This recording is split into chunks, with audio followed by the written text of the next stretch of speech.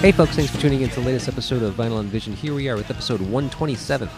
Today's very special guests are John Van Atten and Melvin Monroe, which are the duo that make up the Triceratops. So the Triceratops are a fairly new band from New York City. They are currently promoting their debut full-length record called Charge. This album, Charge, is a pretty good one. When I speak to these guys in the interview that you're about to hear, I mentioned to them how I feel like the music that they make kind of currently reminds me mostly of something along the lines of Dinosaur Jr. or Sebadoh, something in that indie 90s kind of rock vein, which I think is true, and I think that they will corroborate that's all, they'll agree with that statement. Though the album that we're going to be talking about tonight is Refused's The Shape of Punk to Come, which is also a very great record for a number of reasons. I do have my kind of issues with that album. Never been a fan of them. Didn't know anything about Refused going into this. Did a lot of research and found out a lot about them and a lot about that record. And so, the points will be made amongst in the conversation. So I won't get into that here. But I want you to know that the Triceratops are a great band. I'm very into their music right now. I think that it's a great album, and I think that you should at least listen to it, if not buy a copy on vinyl from Learning Curve Records. What you're listening to is the first track off of that album called Can't Take You. And then at the end of the episode, I'll include a small clip of another song called We Will Shatter. So yeah, I think this was a great conversation. We definitely had a long conversation. Those two guys are very, very talkative, and they were very fun. And there was a lot to talk about. I mean, if any of you know Refused and The Shape of Punk to Come, you can imagine there's probably a lot to talk about, whether you know a huge amount of the history or you know very little about them. There's, if you know the album at all and you like it, there's a lot of stuff going on there. So that's kind of what we do. And we hope you like it. And if you do, please do all the things you do with the internet. Like, share, subscribe, comment, rate, review, all of those things. They help us out immensely. They cost you nothing. That's a win-win situation. If you do care to kind of help us out in a financial way, we do not panhandle. We do not ask for money. We work for our money. So if you want to go to our website, psychicstatic.net, you can visit our web store where we have some records there for sale. And there's also a link to our eBay store, which is where we kind of have the majority of the stuff that we're selling right now and most of the newer, fresher stuff. It's holiday season, a lot of stuff going up, a lot of stuff that's really, really good actually coming up very soon. So please bookmark it or whatever and visit it often and you can find some of those deals. Without further ado, folks, thank you very much. Enjoy.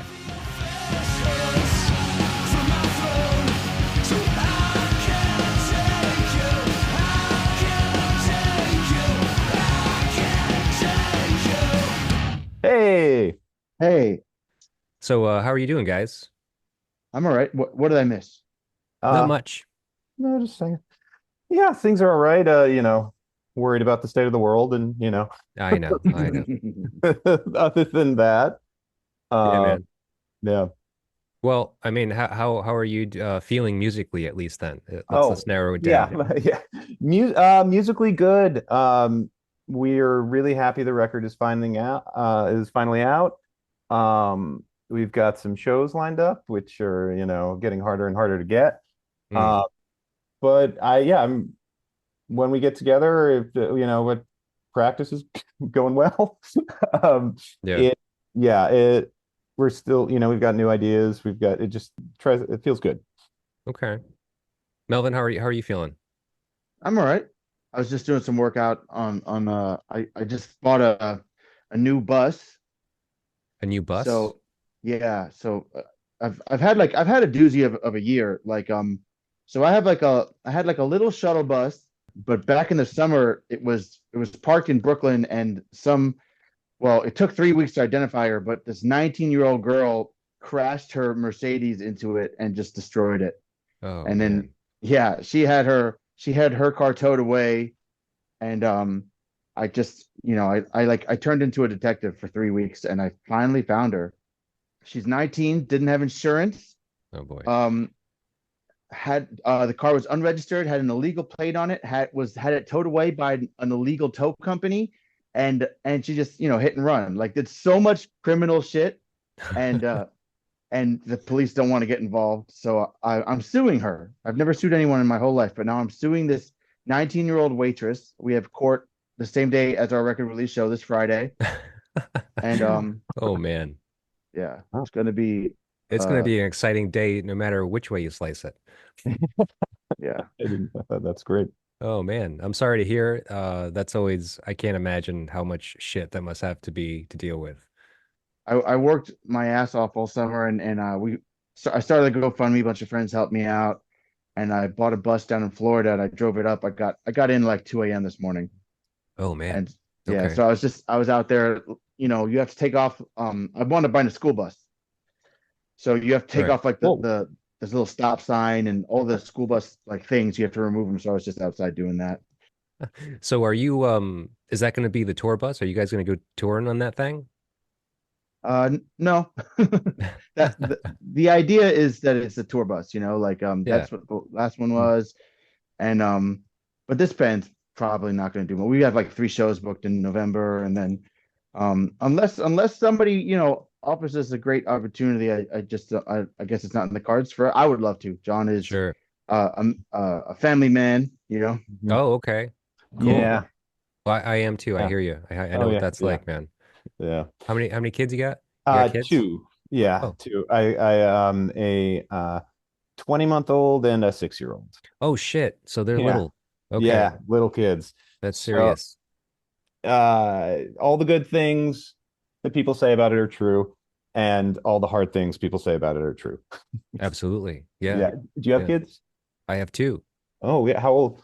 16 and 14. Oh, wow. Yeah, See, different world. yeah, I just hear a whole new set of fears. Yeah, no, for sure. I mean, like, look, the one thing that people don't tell you before you start having kids is this, like, you will endlessly be in fear, like for your whole life. Your whole Yes. life is just you worrying about them dying. Yes. Yes. Yeah. Yeah. It's a new kind of love. It's a new kind of fear. Yeah, right. Yeah, So so, I'm actually going to talk to a guy very soon, I think, who's actually expecting a child like this oh, wow. week Oh, or maybe wow. next week. So I don't know. We'll see how that turns out. Yeah. Or if it even happens, because it's very possible it might not happen. I don't know. Yeah. We opened up for Julie Christmas 3 days after my a younger son was born. And like I had to like ask my wife, like I asked her like 50 times, like, you're sure you're cool with me doing this? Right. Yeah. Like, yeah, and it was, fine. So I just, took the next night. Right, right. She was recovered. We were home. Everything was good. Okay. All right. Yeah, that's I mean, look, if she could do it and she did it, Hmm. more power to her. God bless Yeah. her. You're a very lucky man, John. Well, thank you. Yes. I, Um, I I very much am. yeah, so let's talk a little bit about music as far as like your backgrounds are concerned, because I'm very interested in what you guys are doing. First of all, like the music that you're making as the Triceratops, and the album that you chose to talk about tonight is also an interesting choice, I think. So, tell me a little bit, John. You can start as far as like born and raised. What were you listening to around the Oh. house? So, one of my first memories is someone showing me a picture of a bug and saying, "That's not a beetle." Um, because I knew all the words to all the Beatles songs by like age 4. So that's sort of my DNA. Yeah. Um, and then the satanic panic Mm. led me to Nirvana. So I grew up in a really small town in upstate New York, and if people didn't live through the satanic panic, for a few years everything was called satanic. Um, that really infuriated my dad. Uh, that people were calling Nirvana satanic. So I just remember like one time, like it was way past my bedtime. My dad burst through the door. It said, "Check out what I got," holding Bleach and Nevermind CDs. Um, so then Nirvana, grunge, and then I really got into that. I had a band in high school called Whistle Pig, and played a lot of covers of alt rock stuff, and and then we put out a couple records, and then I got really into the 90s indie rock. I was a Guided by Voices super fan. I was on Hmm. they had this mailing list, Postal Blowfish, that was like a uh it was a like a proto social media thing. When I moved to New York, I had already had a friend group because from this mailing list, Hmm. and I was in a few bands, and then I was in a band. I had a band called Strikes Again for a while. Um, towards the towards the end of the 90s, I was sort of getting a little disillusioned with indie rock. It was feeling a little um, precious, or like ironically distanced. Like there was an ironic distance Sure. um, to something like I guess Pavement would be, I love Pavement, but uh, that wasn't what I was looking for. And then I started working at CBGB's. That's where I met Josh, and started really getting into heavier stuff, like the noisier stuff. And that's where this brings us to Refused. Okay. Um, and there was zero irony there. There was like, or there was no distance. Like the music is so in your face. Refused, you mean? Yeah, Refused, Yeah. noise rock in general more so, and Oh, okay. uh, So wait, you you're know, you're you're categorizing Refused as noise rock. the I sure, would have. I would sure. never say that. Really? Okay. I thought noise Well, rock was like an umbrella term. I think that you're right. Yeah, sure. It can be an umbrella term, and I think that people that are teetering outside of something like whereas Refused is kind of a hardcore band True. that for this record specifically, melded a lot of genres and like really kind of like pushed themselves and even their fan base away from where they started as a hardcore band. Yes, I think maybe this record could be it could be under the umbrella of noise rock. Yeah, for that reason, just because like hardcore kids fucking don't know what to do with it for the most part. Yeah. Yeah. Yeah. And there, yeah, so but there was immediacy, and but particularly hardcore New York hardcore. Hmm, It's like Refused, like the lyrics are all very direct. They're saying what they mean. sure. Like, and with no obfuscation or coolness barrier. Yeah, Yeah. right, right. So dug that. Then I was in a band called Tremors, and we put an album called Hitchcock, where just about every song, was named after an Alfred Hitchcock movie. um, Okay. and they had varying degrees of relationship to the movie. And then that brings us to the Triceratops. Okay, wait. So, a couple questions about your history. First of all, how old are you? Because your dad walks in with two Nirvana records. I am 42. Okay, so you're a couple years younger than I am. So, when your dad walks in with those Nirvana records, that's what? Is that 92? No, it was no, it was after. It was also no, it was in utero. I didn't get into till it Oh, was it was in 93. utero. Yeah, Okay. it was never mind in utero because because of the heart-shaped box video that made everyone call them satanic. So Okay. I was Okay. 11. Okay, so 93-ish is this? Yeah, 93. Yeah. Okay. So, you're 11-ish. He walks in. Now, you said you knew all the Beatles songs by four. Is that because of your dad? Yeah, he grew up he was a Navy brat, and he was in England, like I think 63, 64, 65. So Oh, okay. so he saw the Beatles and the Who on the same stage. And all that. And so, and like by and large, like so all that British invasion stuff is sort of lumped in there. Yeah. Um, like the 60s But so your dad's a pop rock big stuff. music fan. Yes, yes. Yeah. And your mom? She's more into classical and jazz, and but She loves coming to the shows. She's supportive. Okay. Yeah.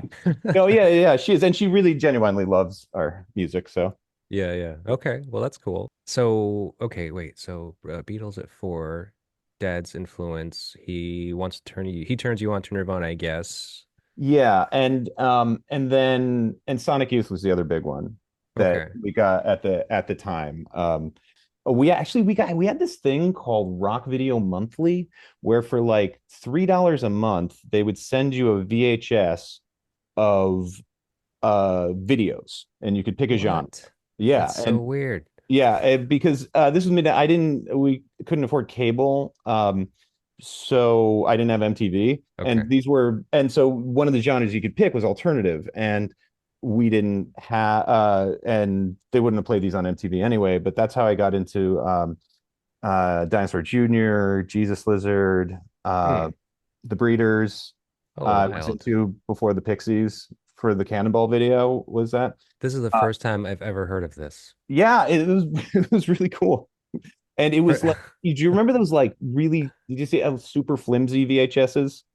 They looked Super like, flimsy? yeah, I know. The actual VHS looked like, if you touched it too hard, it would shatter, Huh. because it was very cheaply produced. Okay. No, I'm So, not. I don't think so. so yeah, yeah. So that got me into stuff. At that point, I was, getting cognizant and seeking things out myself. Hmm. Um, uh, Always loved classical music too. And that was another big sort of part of my education too. Really? Okay. Yeah, I played stand-up bass in high school, or elementary school through high school. Oh, Um, cool. yeah, yeah. So and then I started a band without we started a band without a bass. So here, Yeah. here we are. Okay. All right.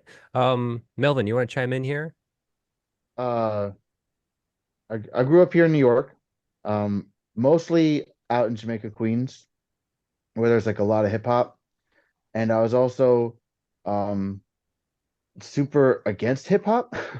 Yeah. Like, it's like all my bullies were listening to hip hop, so I didn't fuck with that music. But I guess like my mom was listening to Dylan and Beatles and stuff like that growing up, but I don't really. I kind of remember her putting on a Bob Dylan record a lot, and I definitely like remember hearing Beatles in the car. But like, I'm gonna like really my first music memories are like, "C is for cookie, that's good enough for me." Like Yeah. children's music. That's all. Like Sure. the um, and then I think I was. I mean, I don't know how old, but I remember at some point my big brother was like, "What do you mean, like you're not into your own music?" And he bought me like an Iowa Walkman, and I guess he wanted me to get into what he was listening to. So he got me like a Walkman with three tapes, and it was like Bruce Springsteen, Born in the USA, Terrence Trent D'Arby, and a Billy Joel tape. Hmm. Okay. And those are like my three tapes that I listened to in my little like Walkman, Yeah. walking to school for a while, and then I think I like coerced my mom into buying me some New Kids on the Block tapes and like Vanilla Ice, like very not cool stuff, like Right. Yeah. I shouldn't be admitting this. No, it's cool. Wait, so how old were you at this time? Oh, like 19. No, I'm kidding. Oh, I mean, so let me think. New Kids on the Block. I remember.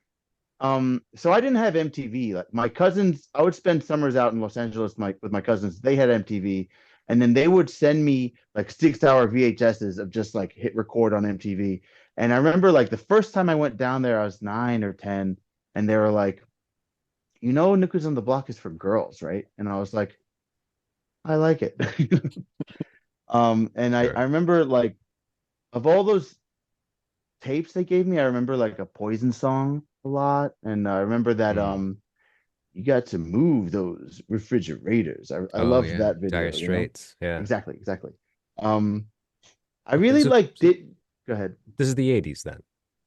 Late 80s, Okay. yeah, Late 80s. and probably like 90, 91 as well. It wasn't until I was 12 when I was on a plane with my mom worked for Czechoslovak Airlines, and so she used to kind of like drag me around the world And like I wasn't even like, most people would be like, you got to travel so much as a kid. Now I was like, oh God, we have to go to Prague this weekend, like, and so my mom's counterpart in Prague was this woman Vera, and she had a son Michael who was about my age, and we were hanging out, and the Freddie Mercury concert with like Metallica, Extreme.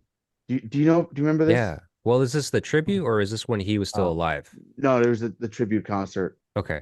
There's like a Yep. Freddie Mercury tribute, and I just remember like that was fresh. So whatever year that was, like we were watching that on in Prague on TV there, and then we were like I liked Extreme, and I was like on the plane with him, and there was like 10 channels that you could plug your headphones into and listen to, and there's probably classical and jazz or whatever. And there was like a list of the songs Hmm. in the pamphlet, like you open the pamphlet and it tells you like this station has these songs. And it's like a 6 or 7 hour flight. So you could listen to each station once through if you wanted to. But I remember I was like listening to this one. I was like, no, this one has Extreme, whatever. And Michael was like, no, Nirvana, And I was like, what is Nirvana? And the first Nirvana song I heard was Come As You Are. Uh-huh. And it's actually also the first thing I ever taught myself how to play on guitar. And it's the first thing it's my first tattoo. Is like the notation for "Come as You Are" wrapped around my ankle. Huh. Um, Okay. yeah, I heard that on the plane. So they were like already big enough that they were like playing them on the plane, and I was like, "This is okay. To hell with Extreme." Right. Okay. Um, and it was he put me onto Metallica as well because they played that Freddie Mercury tribute, and I was really what's interesting is I had wanted to grow my hair long because I really liked Tonto from the Lone Ranger. And then I saw Jason Newsted with his long hair and the undershave, headbanging. And I was like, I really just have to grow my hair long. I was 12. So like at my bar mitzvah, like the day after I turned 13, I've got like hair like long enough that I can't put behind my ear. Mm-hmm. And we were playing Nirvana and Metallica, like the songs I chose to play for my bar mitzvah DJ, like that was, and I got in trouble because of the word horny in Lithium. Oh, yeah, Yeah, that'll do it. my mom didn't screen it, and somebody pointed it out to her, and it was an issue. It was in the synagogue or whatever. Oh well, there could be worse things, but so, luckily that was not so bad. No, yeah, it could have been worse. It could have been moist vagina. Yeah. Oh God. Um, yeah. So how did you get into drums? Like, what did you get into musically first as far as learning?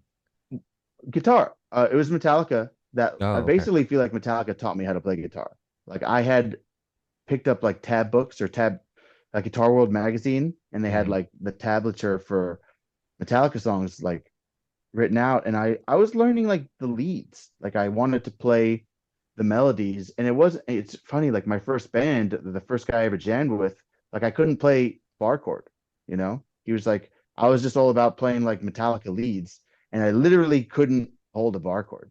Hmm. And Okay. it was kind of like and then I wound up playing bass with him because I guess I had a single string kind of thing, and he needed a bass player. So my first band, I was playing bass, and we were basically like named after the town Nirvana was from, and we were basically a Nirvana cover band. Hmm. Like we didn't admit it because we called the songs different things and the words were different, but they were Nirvana songs. Like John saw us at CB's multiple times, you know? Really? Yeah. Yeah, And Okay. so he it was he'll a lot of attest. fun. It was fun, but it was Nirvana worship. Yeah. Yeah. Um, as far as drums, I'm gonna say that this record is actually one of the first times where I was like, hold on, drums are something more than just the rhythm. When I was like, and it was the first time where I listened to drums and I was like, I want to do this. Hmm. Like the drummer on this record was like, I don't know. It's like I've never been a very lyrical person. Like I kind of remember this one time, my first year of high school, a bunch of kids were singing Pearl Jam's "Even Flow." Me, ba dee ba da ba dee ba dee ba da ba ba dee ba. I don't know the words, but I didn't know the words at all. But I was like, I know the guitar riff, so I'm singing the guitar riff, and they're singing the words. Um, So I was always kind of like musical, like or music attracted to the guitar parts and stuff like that, and I never paid attention to kick or snare like where they were placed or anything like that until this record, and I was like, oh, like right on the first song, halfway through, he's doing the punk beat, but there's like the snares like boom, bap, boom, tap, tap, tap, and I'm just like, oh shit, Hmm. and then second time we repeat boom, bap, boom, tap, tap, tap, tap, he does a double hit, and I was just like, and then he does a roll on the fourth one, and I'm like, okay, this is smart, and then Yeah. like I instead of like learning every note in every guitar part and every bass line, I like learned every hit.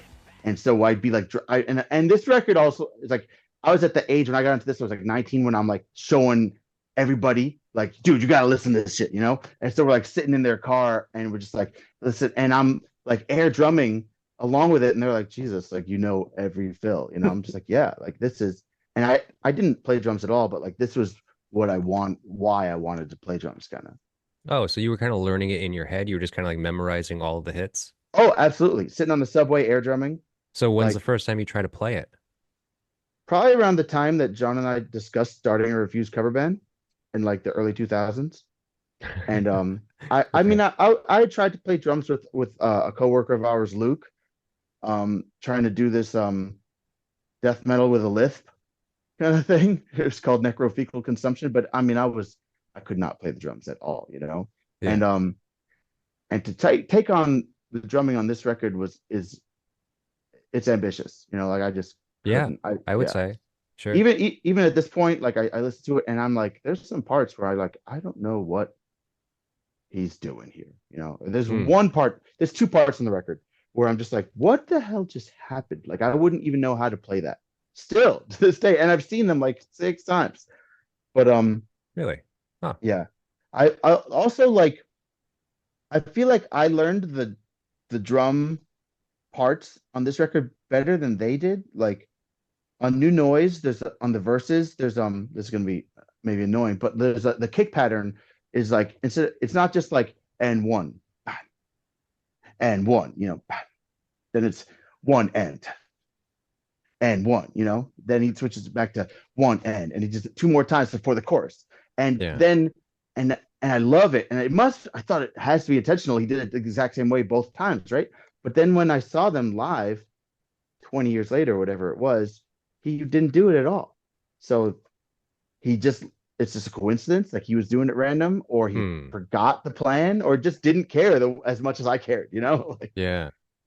Well, he was older at this point, so maybe that has a little bit to do with it. Secondly, you care less, uh, yeah. I don't well no, I don't have the information written down, but I did remember I've listened to a lot of interviews about this band and about this record to prepare, and I know I remember somebody said that two of the members of the band were kind of the primary songwriters, and so he what's the drummer's name? I don't I Um, don't I don't have their it's David Sandstrom. Sandstrom. Okay, Yeah. so What's funny is I regard him as my all-time favorite drummer, and I can never remember his name. so it's Swedish name. That's why I'll do it. Yeah. Well, so but him and somebody else in the band. I guess the guitar player is it? They kind of like traded off drum duties. I mean, you have the record, so I mean, like in the for the credits, there's like as far as drums are concerned. I mean, are there only two people that are credited for drums? I've never concerned myself that much with those kinds of details about things, but Hmm. I remember like when I looked at this because I had the CD back then. I remember thinking that there was like a long list of players because there's like the guy who played upright is not the guy who played electric bass on the record. Who was the Sure. main bass player of the band, and then there was like horns on it, and they had the guy doing like all the electronic music stuff like that. These were different guys that weren't like the core members. So I remember just like there was like this long list, and I was like, it doesn't matter because I don't know any of these Yeah. people. Okay. That's But I I mean mean, with good reason. Sure. it would take a magnifying glass for me to try to figure out if that information's in here. Okay. All right. Is that that's a newer reissue of the record, I imagine? Yeah. This came out when they re-released the CD with that like four-way, like the remastered record with the four-way speaker Oh, version. You know right. what I Yeah. mean? The 5.1 stereo surround sound Oh, version. Maybe that's what it was. Yeah. Yeah. Yeah. I heard about that. I don't have it. I I didn't like it.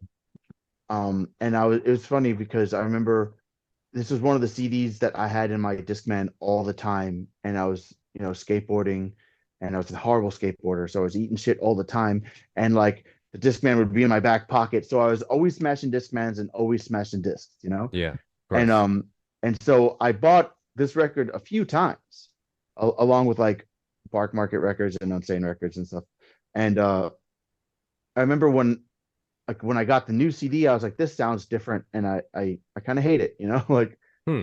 Weird. Okay. But I remember listening to it in a car. It is kind of cool. Like there's like a one point where like the sound just kind of it feels like it's running around you. Yeah, that's awesome. I can imagine. I mean, the production on this record is pretty fucking tight. I yeah, mean, like, there's no denying that. yeah. How they managed to get those sounds is a little debatable, I guess. Yeah. Um, I don't know how familiar you guys are with the production of this record, but I mean, from what I remember, I I I have no idea. I don't know anything about that.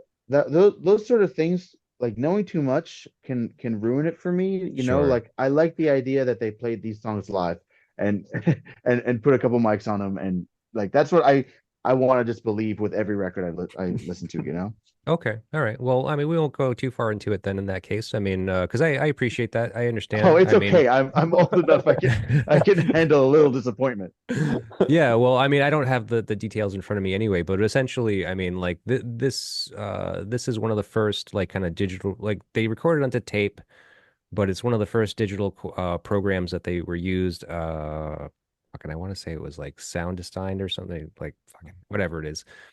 But so they actually like did a lot of cutting and pasting. I mean, so even though they bounced to tape, they they did it was very groove heavy is what they said, right? So they kind of got a lot of the grooves down with the drums, and they did a lot of like kind of cutting and pasting and editing, and even lyrics, were like kind of cut to fit into like time with some of the instrumentation. So I mean, in a sense it's a very digital recording. Yeah, see that bums me out. So But I don't care. Um, Yeah. I think. but it Sorry. could explain a couple parts where it's just a part where I'm like, is this being played live? How is this? Like, yeah, I hear like snare rolls and but you hear this constant like crash kind of rolling through it, and I'm just Hmm. like, it's like, it would make me feel better about myself if it was in fact like, if that crash was played after or something. Yeah, right. I think that's very probable. I mean, I'm not sure about the crashes specifically, but yeah, I mean, it was highly edited. I think I it doesn't bother me because I don't think art has to be sports. Like I approach music as like watching somebody do something incredible with their body. Hmm. And I'm perfectly happy if they had something in their head and they wanted to get it out there, however they did it, by any Right. means necessary. Yeah. Okay. I found the information. It says that the shape was recorded on 24 track 2-inch tape and occasional ADATs in sync when the 24 tracks wasn't enough. The drums were recorded as grooves and then edited in Soundscape Hmm. without Oh, any grid reference. wow. So the whole thing was then bounced back to 2-inch where all guitars, basses were recorded. Same thing with vocals, but not every word moved around, more like keeping phrases that were within the groove. Yeah, the system was used back then. The soundscape system used back then held 12 tracks and was used as a standalone editing unit. Overall, the whole recording had the groove as the keyword. Maybe that's why it's still a cool record. So I mean, but I mean it's great. So I mean to speak to what you guys were saying, I mean like yeah, it's just a great record, and so however they made it doesn't even matter. It's just a matter of like kind of what it did to you guys. So let's go back because now both of you got turned on to this record at the same time when it came out, 98. No, I think I mean they did tour on this record a little bit, and I found out about them. I remember our coworker Jamie, who's a sound guy at the club. He was like, "You got to check out this band. They just broke up." Yeah. So I'm thinking it was 99 or something, whenever they had just broke up, you know? Well, because they broke up just before the album came out, I believe. Okay. So maybe it's 98. So yeah. And so what about you, John? Yeah, also we met working at CBGB's. We were stage managers, meaning um there, like when you go see a show at a club, like the sound guy does the sound, and then he goes over and mics everything and switches the bands. Yeah. And at CBGB's, though, those were two jobs, and we were the going and miking the bands people.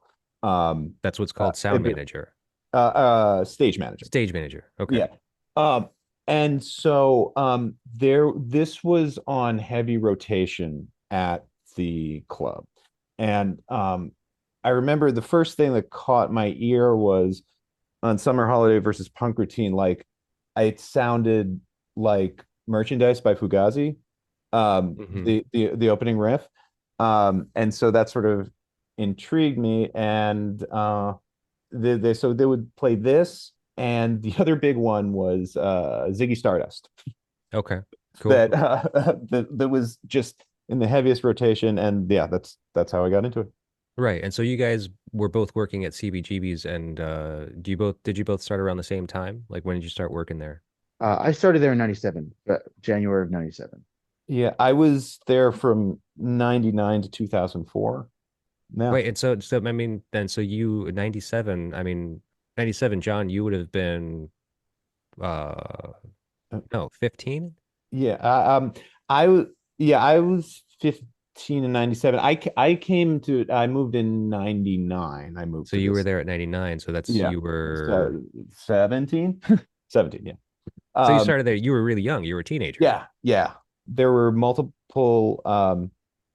people. I was called Little John, and uh Melvin was called Little Melvin.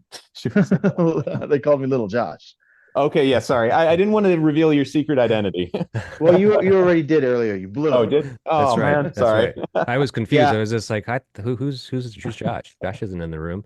Sorry. I'm Josh. Sorry. I just so my other band, Fashion Week, I recorded and released a couple songs where I played all the instruments myself, and I just didn't like the all instruments by Josh Lozano kind of thing, you know. So I Mhm. just made up these other identities. And I decided to I'm gonna like use them from now on. If I'm playing drums, I'm going by Melvin. Okay. And it really it's not a secret, you know. It's like Yeah. I haven't made personalities and social media pages for Melvin or Lonnie Torres, the bass player.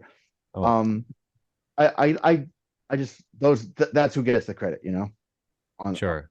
Right, right. I mean, in print. that's an interesting kind of perspective because so you were obviously you can play everything. yes, you can. Um, I mean, I don't play any reed instruments. Sure, sure. I mean, all the major rock instruments, bass Mhm. guitar, drums, you Sure, yeah. sing. Yeah, Josh, on our record, he also plays guitar and piano. Oh, cool. Yeah. Yeah, and there's a lot of that great work in there. I mean, like, so I mean, one of the main things that kind of caught my ear about your band, aside from the cover, obviously, because that's probably the first thing I saw, was listening to the music, and it kind of speaks to 90s era, indie rock, indie pop rock, whatever you want to call it. So when I kind of got in touch with you guys about doing this and discussing an album and you guys mentioned Refuse, I was just like, well, from what I hear from this record, I mean, like the Triceratops sounds more akin to like, Dinosaur Jr. or Sebado. How like Refused must have some kind of strange importance on your youth, to for you guys to kind of agree that it's an important and influential record to what you make because it's not like the Triceratops necessarily. Um, it's fine. I listened to the where Christian from Horrors talked about Meantime, and he said, "Well, I chose this record because it kind of sounds like our band. So if you listen to this, you'll Right. probably like our band." And I thought, "Oh man," um, No, but it's but fine. I yeah, like it because I'm interested in what makes, yeah. musicians tick as far as like how did you even come up with this? I mean, you know, We call ourselves noise pop. So we take a lot of the sonic elements from hardcore and noise rock in general, like the oral qualities of it, Sure. and stick a major scale on it. Um, Okay. that Refused comes up a lot in practice. Like we say, "Oh, how about the Refused thing?" And then we like that just comes up a lot. Where the other thing is the amount of variety on this record. Mm. Um, like we have a lot of different sounds on our record. So Andrew Schneider, who is genius producer, Unsane, Caven, Julie Christmas. Um, he helped us get a different guitar sound for every song. We've got a few acoustic tracks, Hmm. and this idea of like breaking up the noise and like or just having sort of like your head all over the place. Yeah.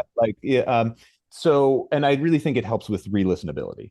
Uh I think it's funny. I hadn't even considered that this isn't a band we sound like, you know? It's but the way like the Beatles are kind of like I would say John's music. If you were to ask primitive John what's music, it's the Beatles, right? For me, what's music is Nirvana. You know what I mean? Like it's that's the basis of all music, and sort of the basis of all music I've learned. It grew, like Nirvana did the split with the Jesus Lizards, and then I was like, "What's this?" I bought the split, and then I bought the Jesus Lizard record, and then now I have a Jesus Lizard tattoo, and then like what's this band on Kristen Vaselik's shirt? Dinosaur Jr. Gotta buy one of those CDs. Gotta check that out. Like Hmm. everything musically grew from Nirvana, and I do think that is audible as fuck on our record and our songs. But that was that's the core, like that's the musical DNA of where like what grew. My concept of music comes from Nirvana, but it's like I don't even remember the last time I listened to Nirvana. But Right. Right. I'm more now. I listen to like I still listen to this record all the time.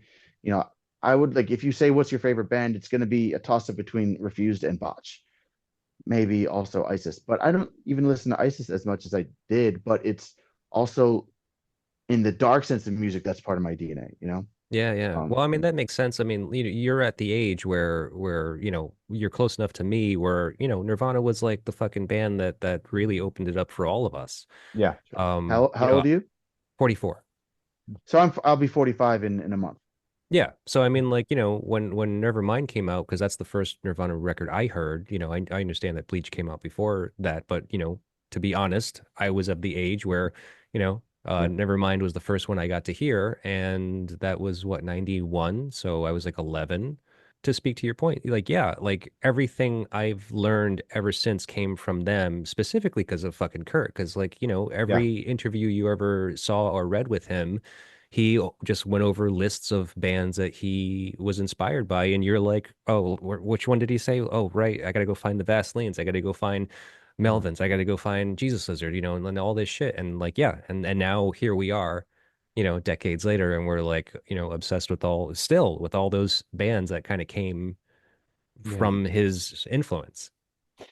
Yeah. There's such a humility and well, a sense of your like, and also like really placed them in a lineage in a way. I hadn't like in terms of he was the first guy who said like if you like if you like us, you will like them. This is the basic, and Yeah. um, giving credit where credit is due. Uh, that was really important, and yeah, educated us. Yeah. I Okay. I think it's funny that you said if you were gonna compare. I think the first band you compared us to was Dinosaur Jr. Yeah. And I mean, I don't think it's a coincidence that the band is named after a dinosaur. And I mean, I've got two Dinosaur Jr. tattoos. I'm wearing a hoodie, Dinosaur Yeah, Jr. hoodie. I saw that. Um, when we were recording the record, I wore a different Dinosaur Jr. shirt every single day, like 17 days, and I've got more. Yeah. Like they're, I mean, fuck, they tie with Refused and Botch. Um, but I don't understand because I agree. They're like, I would say if you like Dinosaur Jr., you might like us. But why? Because we don't have any solos. and we don't have like that style of vocals, So Yeah. but I totally agree. It's There's just like something. Yeah, there's there's something something, there. yeah, There's a better connection there than there is with Refused, I think. for sure, yeah. Probably. Yeah. Yeah, it's funny. Josh talked about going, he got Guitar World and learned all the solos. What I would do is I would go while my mom was in line at the grocery store, I would run over to the magazine section, stare at like and memorize the chord progression, and then as my mom left, and then I'd go home and try and play it. Hmm. So there was a strict limit to my abilities. So like, yeah, and my fingers only move so fast. Uh, and so I just like thought I'm just a rhythm guitar player, no leads for me. But then when it was a two piece and like you can't just have chords, so I really learned how to play leads and rhythm at the same time, which has stretched me in a way I haven't been stretched before. Yeah. Well, I mean, like, so to speak to your songwriting and your new record, Charge, the songs on it, so I really like the songs. I really, really do Thank like you. them. Now, because Melvin, you're telling me that you actually do a lot of you can play everything, and you did do the piano and what other instrument did you do on the record? I played some guitar, I think, just on distance, or Yeah. Yeah. is it Well, so how do you on guys the? write songs? I mean, like I didn't, I thought John, you may have been I don't know why it was in my mind, but I thought you might have been the primary songwriter. Yeah. We say all songs by the Triceratops because like I come with sort of like the acoustic guitar version of the song, like Hmm. or just like I come with chords and a chords and vocal melody and lyrics, and I say I was sort of hearing this, and but then in the arranging of it, like they always transform into something that uh you know makes us say all songs by the Triceratops. Yeah, yeah. No, no. Okay. So, I mean, obviously, so you both are very involved in the songwriting and arranging process. Yeah, but yeah, and like basically like the arrangements I feel is so important it becomes songwriting. It should get a songwriting credit. Sure. Yeah, Yeah. how this the shape of the song goes. But yeah, I come up, with the initial idea usually. Okay. Yeah. Um, Josh, we have a one song on our EP, Orcas of the World Unite. Josh came up with that guitar riff. Okay. Cool. Yeah, which is great. So there's potential there for both of you to do anything that you want, really. Mhm. Okay. I mean, and that kind of speaks to the record. I mean, because like I said, it's not I don't think it's like this album by Refused, but there are, significant breaks in the album where there is a lot of juxtapositions is I guess is the best way to describe it. The best track on the album, I think, as far as like, a good example of this that I'm talking about would probably be the song Something Done Right. Oh, cool. Thanks. That fucking brutal noise part that's in the middle of what seems like a kind of like a pop punk song. I like that when I had rough mixes of the record, anybody I played it for, when it does sort of naturally grow into the bow bow bow dun, dun, dun, it that flows into it, and then it stops and it's right back to that sort of like close hi-hat indie rock part, Right. and everybody just kind of smiles and giggles when we do it, and I love that. Yeah. I do think it's like we're like we it's almost not to say you got more angry, but there's more fuel, and it gets more and more fueled, and then it's like, oh, you know what, we're back to this. Yeah. Well, it shows such like versatility. I mean, Thank you. because you also, as you were saying, I mean, you have on this record, you have like these acoustic songs. They're just guitar. They're very ballad-esque. There's piano work, there's guitar, acoustic guitar, but then there's like the really kind of like hard and fast, abrasive punk songs. I mean, most of these songs are 2 minutes or under. Like Yeah. it's Oh, got a yeah. it's got a punk vibe to it, but you're embracing, kind of, I don't know. folky Yeah. tradition, maybe. Yeah. Yeah. My dad was in a folk band, so like he would play me folk songs growing up. So Hmm. there's definitely that. Yeah, and just in terms of the song length, the things we grew up on, also 60s pop, like the Beatles didn't have a song over 3 minutes until their fifth album. Hmm. So with Ticket to Ride is 3 minutes and 1 second. Uh, but what's funny is on that Something Done Right, that's our epic, meaning it's 4.5 minutes long. Oh, So okay. if the people who are into heavy music laugh when it comes back to the indie rock part, Right. and the people who are into indie rock laugh when it gets to the super heavy part. So I Sure. love it. Right. Right. It's Yeah, challenging your audience. I mean, that's what Refused was doing with this album, The Shape of Punk to Come. absolutely. There's something that about this song that we discussed, and should we do it? Should we not do it? Is so we get that part where bow bow bow. It's kind of Melvinsy, and then it just stops, and we go into like the halftime breakdown. Mhm. And it's like we laughed every time we did it. Yeah. But we decided to do it because it's fun. But more often than not, before we went into the halftime breakdown, I would always go, which is kind of like right in the middle of this Refused record in New Noise. There's like a we. Right. And that's totally, we didn't put it on the record because it just would have Uh, been too silly. But I mean, I'm gonna do it on Friday when we play the song. yeah. Sure. That's And great. there would have been the Refused influence. But Yeah. yeah, we love things that bring a smile to people's face. And silly and awesome are not mutually exclusive Right. in our book, Sure. or silly and serious. Well, That's how life is. it's good to be able to kind of not take yourself too seriously. Yes, yes, Yeah, I mean, absolutely. like, and I think that your songs are funny. I mean, like, so, like some of Thank the you. lyrical content. I mean, I think it actually is the same song. Unfortunately, that I keep on coming back to the Hey, the that's fine. same one.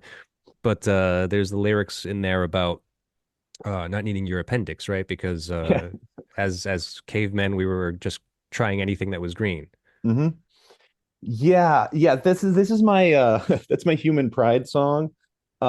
Even though like it looks like the human experiment is on track to fail. Still, I mean, we've come from a lot, and like I'm not a misanthrope. I don't when people hate humanity. My thing is that we are fragile creatures in a harsh universe. The Hmm. fact that in the face of that, the fact that we have any sort of drive for cooperation is amazing, you know, Sure. given what we're up against. So yeah, something done right is, if you want something done right, do it yourself. Like I still believe we have the ability to pull ourselves out of this, civilizational death spiral we're in. But we one of my big influences, not even a musician, Carl Sagan, his thing like in life, survival is the exception and extinction is the rule. So that song's basically like the odds are stacked against us, but now you can cut your appendix out with lasers. That's Right. pretty awesome. We've made progress to a point where, we definitely have the means, the intelligence, the technology to strive and to persevere just about anything, but Yeah. we are still stupid humans and we Oh yeah. still, stick stupid things up our fucking noses and get them Yeah. stuck and God knows what and Yeah. you know. Yes. Yeah, we do. And then I would add, like there is a social piece to it in the sense that um we get, and this will gets towards the political idealism of the Hmm. album. um like the reason we're the dominant species is because we're smart and we're social. Like octopuses aren't social. So they could be very smart, but they're not going to dominate the planet. Like the thing, like you put me against a tiger, I'm going to lose, but me and 20 of my friends have a chance. Right. And Sure. that's why we're here. So there is a part of human nature, like even when people say that like there's no such thing as a selfless act because you're just doing it to make yourself feel good. Well, I think it's is a really pretty awesome thing about humans that helping people makes us feel good. Hmm. Yeah, it's true. I should I hope don't know so. who Carl Sagan is, but I Okay. have a record by a band called Carl Sagan Skate Shoes. I'll have Yeah, to listen I to it. forget. I know the name. I can't think of Oh, why I know it. he's one of the like the biggest like pop scientists. He had this show Cosmos in the early 80s, but he also was instrumental in the creating the Voyager record, the golden record that's Oh, right, sent into right. space. Yeah. And a big like also debunker of things. I'm sure he got into science because he wanted to meet aliens, but he became the greatest debunker of UFO myths there was. Huh. And there's something about that I love. Yeah. Like that, He wanted to prove them right, but he wound up proving everyone wrong. Well, I think well, he just wanted to know that it's true. He wanted to be able to prove that it was true, and I guess maybe he's honest enough and has enough, I don't know, sense about him that he wouldn't be able to kind of profess aliens' existence if he couldn't prove in reality mhm, that they did exist, beyond the reasonable doubt. yeah. Hmm. Okay. So now going back to being at CBGB's, let's just say, because obviously 98 was when this record came out and it was in heavy rotation at CBGB's where you were working. Oh yeah, Um, so I started there. I was 17, and there was a sound guy there named Josh who was smaller than me. I'm like over 6 feet tall, but everyone called me Little Josh because I was in high school, you know. right. And then John, 2 years later, you started there, and were you in high school? No, I was just out of high school. I see. Um, yeah. So heavy rotation, basically in between, we would have most nights 8 bands, and so the sound guy would play whatever he felt like in between bands. And I don't ever remember hearing David Bowie there at all. But yeah, Refused was on a lot. Helmet, Melvins, The Jesus Lizard, and Unsane. But Hmm. yeah, there's a period when I know Wow. Jamie was playing The Shape of Punk to Come in between bands. Yeah. But Now, I think I remember reading in your bio that there was very, very little mention of Refuse, but there was a mention that, you when you guys got together and you started kind of first jamming together, you would, you focused on doing covers of Refused. Yeah, yeah, it never really happened. We talked yeah. about it, and then Well, we had a practice or two. yeah, we That worked on it. It wasn't great. Yeah, well, we weren't the ones that made it not materialize. But We were the ones who showed up to practice. right, right. But I mean, so I mean, obviously it was. I mean, it's not like you guys wanted to be a Refused cover band, but I mean, you obviously both liked this band and this record enough that that kind of what is that what drew you together to start playing together in the first place? Oh, at one point we wanted to be a Refused cover band. Oh, No, Like we okay. were that was we our were gonna first. call it, yeah. Our first plan was to be a Weezer cover band, but Uh, this was back, 20, I don't know about 20 years, but years before we actually started this band. Like Yeah.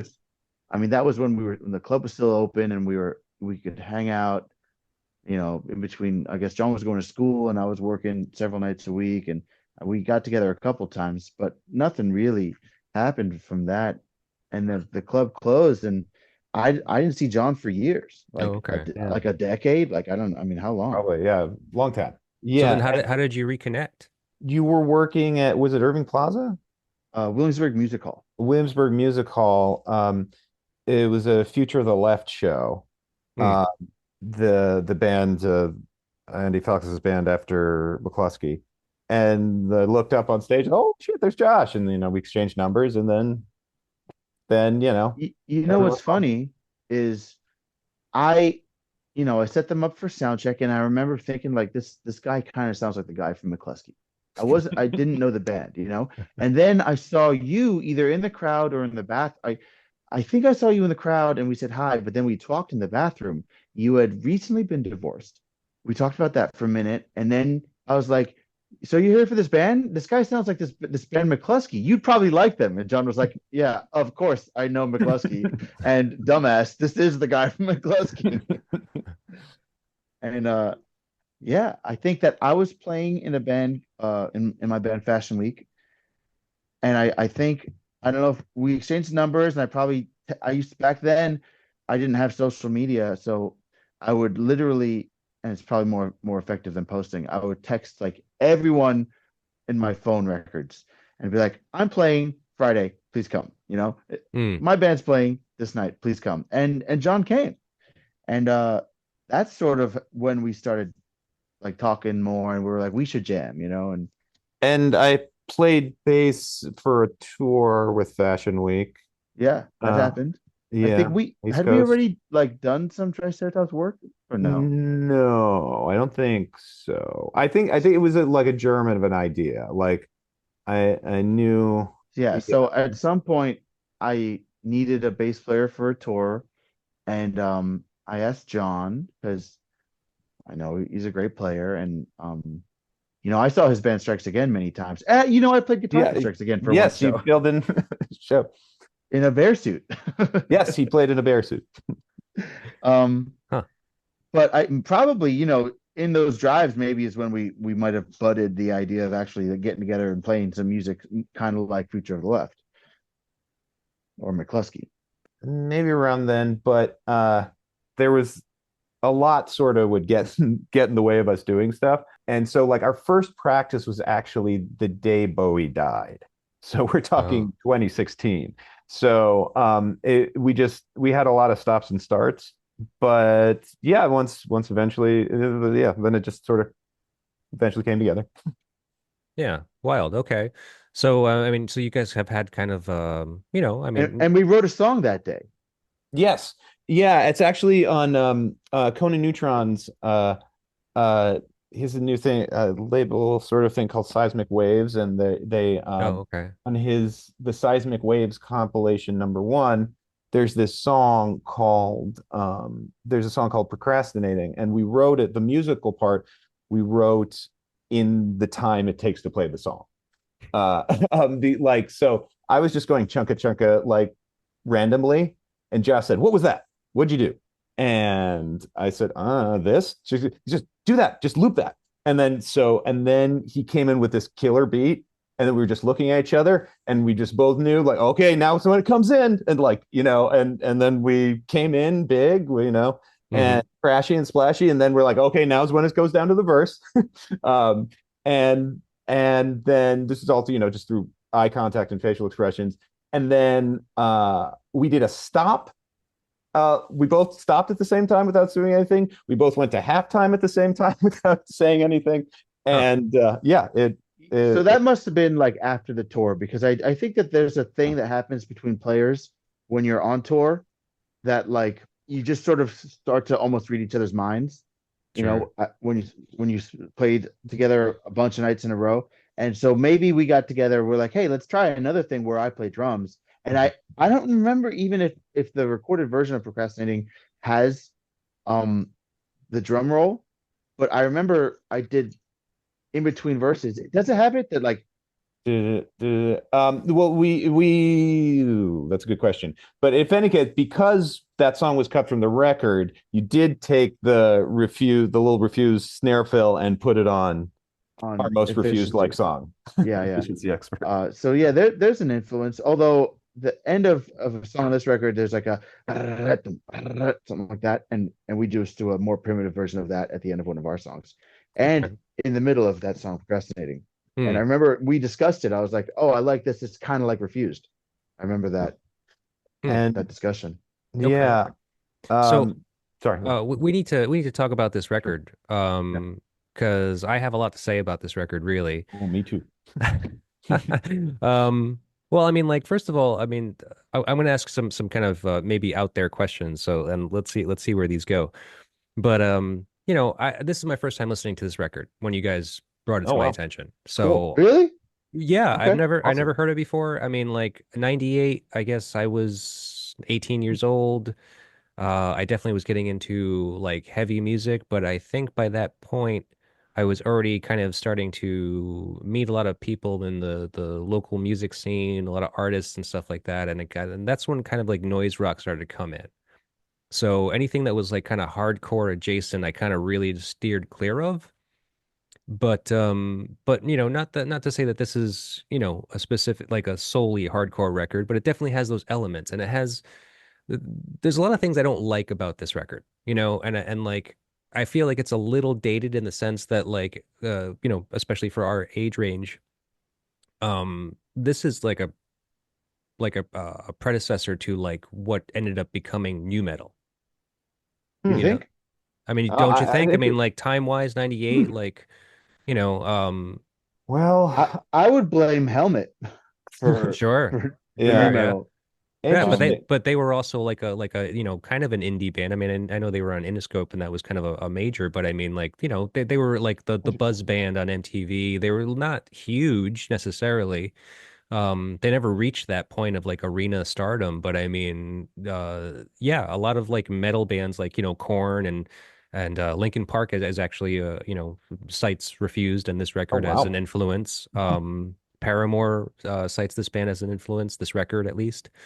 So, I think there was a lot of bands that kind of came from this Hmm. that were in that realm. Interesting. Yeah, I had no idea. I wouldn't have guessed. I I do think I remember thinking, and I didn't know about the Miles Davis record. Um, but I remember like thinking like this is a like obnoxious title for a record. But then within a couple years, and then somebody was like, "Well, this is a tribute to the shape of well, jazz to come." Right. And I was Yeah. and Ornette Coleman. Ornette Coleman. Yeah. oh, is that not Miles Davis? Yeah. It's Ornette I Coleman. blew it. That's okay. Um, I remember I listened to it and I was like, this record does nothing for me. But I do think within a couple years, like they weren't wrong. Bands were. I mean, Yeah, it seemed to specifically Poison the Well and a yeah, lot of bands in that scene. I was like, these guys love Refused. Like right. Yeah, I mean, but I would have never guessed Linkin Park. yep, yep. I mean, there was a couple of surprising ones. I mean, as a matter of fact, fucking Crazy Town covered their song. Oh yeah. I don't even know who that is. Yeah, Crazy I Town is the band that does that butterfly song that samples the Red Hot oh. Chili Peppers. Oh, I know that's I remember that song Oh, vaguely. Okay. gross. Yeah, Yeah, yeah, that's I know a Foo Fighters yikes. song called Butterflies. Well, I don't yeah. know. huh. You don't want to know it. Trust me, I'm not going to play it for Okay. you or anything. Like it's kind of embarrassing. I mean, and even the lead singer, I think Dennis Liction, is that his name? Is that how you Mhm. pronounce it? Yeah, I'm not, He was pretty I don't know. embarrassed that they covered the song. They covered New Noise actually. Oh well. Hmm. yeah, I mean, I So know that they played that song at like football games and stuff like that. yeah, Like Yeah. it's appealed to a larger no, it's demographic than certain and, the and it's punk and hardcore scene. I mean and just like you're saying, I mean it certainly did kind of set a tone, I guess, because it was progressive in the sense that, maybe they were a little cocky, kind of taking the name on from Ornette Coleman's record and being as kind of I don't know, like blatant to even suggest that what they're doing is going to push the envelope of punk. But you're right. You're right. They were right in doing it. I mean, at least time has proven that to be true. Yeah. Yeah, that's fine. I never made the new metal connection. I don't I don't know those bands very well. They used to- Although we saw a lot of them at CDs. I bet. We that was you see the cool thing about CDs was they'd let anybody play. Right. And so it was always sort of as good as the music scene, was at the time. But not that anybody could play, and it was also the best sounding club in the city. Hmm. So anybody could play That's a and fact. sound amazing. So heard lots and lots of new metal bands, and that is my main exposure to the genre. Yeah. From Okay. But none of them ever kind of did anything for you. no, no, I had yeah, no, no. I mean, if it makes you happy, great. But yeah, that's not my thing. Right. Right. With the exception of Deftones, who I did like, I didn't like that genre at all. Okay. I just like none of those bands appealed to me, but except Deftones. The first few records I thought were great. Right. But so now, like, I don't know. So, like, if I think about some of the tracks, I mean, most of their creativity with the structure of their songs, I mean, and challenging their audience with jazz elements. It's great stuff. But it also has very straight, hard really straightforward hardcore elements. So they're always challenging the listener, you know? I mean, and so for my question for you is like, what do you think is the best part of a song? Is it better to know what's coming, or is it better to be surprised by what someone presents you with? Well, you can kind of, and this is what I think Refuse does, you can kind of do both. Hmm. Because if you've got one element that's simple, you can sort of go crazy in other direct and in other, you've got space to go crazy other places. Sure. So like a lot of their riffs are like two notes, and then two or three notes, and that gives them space to do crazy time signature stuff, and so like the first song on our record, each verse has a completely different arrangement. Um, and that's because we have a very simple, vocal melody, pop hook vocal melody to tie the room together. Hmm. Um, we want you to be able to we want you to be surprised, but we want you to be able to sort of get on board quickly. Like say, we're the Triceratops you ride, not the Triceratops that tramples you. Um, there's something in why is it that these things, whatever X thing is, and I like 4/4 time or whatever, or the major scale, the things what is it about these things that it can appeal to the most people possible? Hmm.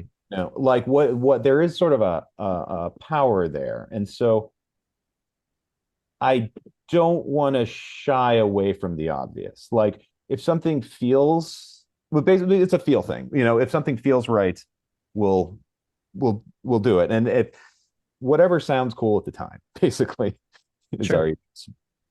Yeah. I don't think it's a matter of better. I think it's gonna everything's gonna appeal to different people depending on like their mood or who they are and where their life. Like I remember, when I discovered this record and all the music I listened to back then, I wanted to be surprised and blown away every step. So I was like listening to the Dillinger Escape Plan. I remember this band, The End in Canada, where it was just like every change was like, no repeating parts, there's madness, and I loved it. And but now, and I don't know if it's getting older or just sort of like being, well, I don't think nothing surprised there's nothing that surprises me anymore really. So maybe it's just I've been surprised by everything. So now I just want to, like, I listen to a lot of synthwave, like it's just Hmm. easy, it's almost easy listening, it's like it's very predictable, you know. Yeah. Yeah. Uh Okay, so I well, so think let's ask this way. When you guys heard this record, I mean, did you appreciate the stranger elements like the electronica, introductions and like the jazz elements that were, thrown in there and so forth? I don't think I appreciated it, but I didn't mind it, well, the jazz elements, I wasn't conscious of it being jazz, I was sort of like, there's this little intro to the song, and it's like some like dun, dun, dun, dun, dun, dun, dun, dun, dun, dun, dun, dun, it was just sort of, it was almost like this is the intro to the song. I didn't know that it was jazz, like I had, Right. had zero knowledge of jazz. And I remember the track before New Noise, it's like electronic music. I remember thinking like, this is a throwaway track for me. I don't need this, Yeah. um and I was almost, actually, I would say I was bothered by the little electronic break right before the song kicks in, but it has live drums as well. The first time I was probably bothered by it, but I wasn't surprised by it because there's like that Mudhoney record that starts with like electronic music. And I was like, people are always doing this kind of stuff. I think, you Hmm. know, Botch put some electronic music at the end of their record. Shai Hulud had some electronic stuff for everyone was putting like this, like, for me, it was almost like a joke. They're like, and we put this funny Right. thing here. Yeah, Yeah. Yeah. it did have that sort of quality of like skits on a hip hop album almost. Um, but personally, I don't, nothing against it, but I don't really listen to any electronica. But over the years, I've really come to appreciate them more. Um, Oh, I love it now. It's like yeah, the record without those parts would be a tragedy. yeah, and it Yeah. really helps the flow. And I also think in breaking up the noise, um, it again adds to the re-listenability of it. Right. Um, But you know, like with electronic, and they do still do keep it fairly atonal. So like it reminds me of what's the instrumental song on Dark Side of the Moon, the electronic thing. Oh The shit, I can't remember. yeah, but We all know what you're it's cool. talking about. We just can't think of it. Um, I can't even think of it. so, but yeah, I yeah, like it's we're big on flow. That's the other thing, is Mm, that this is a sequenced like album, like this right. the sequence and how it just flows from everything. I'm huge on sequence and flow, and I love all like there's barely like Josh on this record was like, please can we have at least 1 second of space between this song and that song on certain things. No, and but like things like you know, Neutral Milk Hotel and the Airplane Over the Sea or Guided by Voices, Alien Lanes, things like that. I think the album is an art form in and Sure. of itself, you know, Right. like is a medium. And then also like the how they break it up on the record, how it gets broken up into these sort of like 3 song suites. Hmm. Like it like it's with the, you know, like I think every side is 3 songs. Um so yeah, it just like it without it, it wouldn't be the same record. Sure. No, I mean, I completely agree with No. that. I mean, I think it's a masterful record, really, from beginning to end. I really like it. I really do like that. Like, I didn't know it, and I really do. I did like listening to it for the first time. I was definitely kind of blown away by it because there was so many, interesting parts about the record that stood out to me. And, it took me a while to like keep on listening to it to really kind of grasp what was happening when, and like, and to just kind of appreciate what they were doing. And then obviously learning about the band and like, reading into their history and so forth, it added another layer of this like, wait, what is why, like, I don't know. I have issues with this band. Oh, So yeah, I mean, please so I mean, educate us because I actually I don't know much about their history. So well, please. so this is funny. I mean, because like, so you say you have a lot to say about this record. I'm kind of curious, like, what your impression is, kind of overall. Like, what do you think is like the important thing to mention about this record? There is sort of this maximalist quality about it, like that when it goes hard, it goes like as hard can be in a lot Sure, of times, you know, and they're um like you know, he's my favorite screamer. Um and there's something so like he's giving everything. Like everything is coming out and it's funny. Bowie is the same way. Like if you listen, like a lot of time Bowie is singing as hard as he can, like as hard hmm, and what we do, like when I write a song, I'll write the song and then I'll change the key so I can hit the biggest notes are notes I can hit well. You sure. know, like I can give it my all. Um but yeah, actually, geez, one thing to know about this record, I don't know. Well, I mean, you don't have it doesn't have to be one, but I mean, like, what is it? What is it that's important about this record to you? Just I would never like introduce the record to somebody with like with an idea like that. That's not how I even think of things. Like I'm more of like a hey, let's sit down and listen to this together, No, yeah, yeah, and if you let me walk you through every part of every song, you know? yeah. Like Sure, I remember like Liberation Frequency just being like, all right, so you you caught the first verse, right? And then you know the chorus, right? Do you need to hear them again? Because check it out. This last part is the drums and the guitars from the verse, but the bass line and the vocals from the chorus put together, like you know, and people just be like, Jesus, Josh, you don't need to rewind it. I believe you, you know. But sure. I'm like, no, no, no, and then wait till you hear the next song, you know, and I'll like the spoken word parts, you know, like I know them in time perfectly, you know, like, and Right. I'm more like just want to like talk someone through it. It's probably annoying as fuck, like someone like who knows all the words to a movie. You Yeah. know?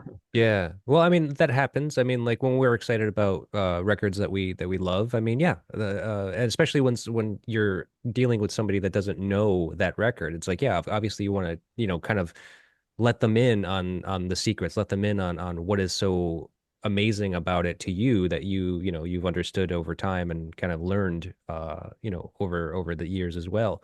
Um, but okay, but so the weird things about this band is that they seem very contrary.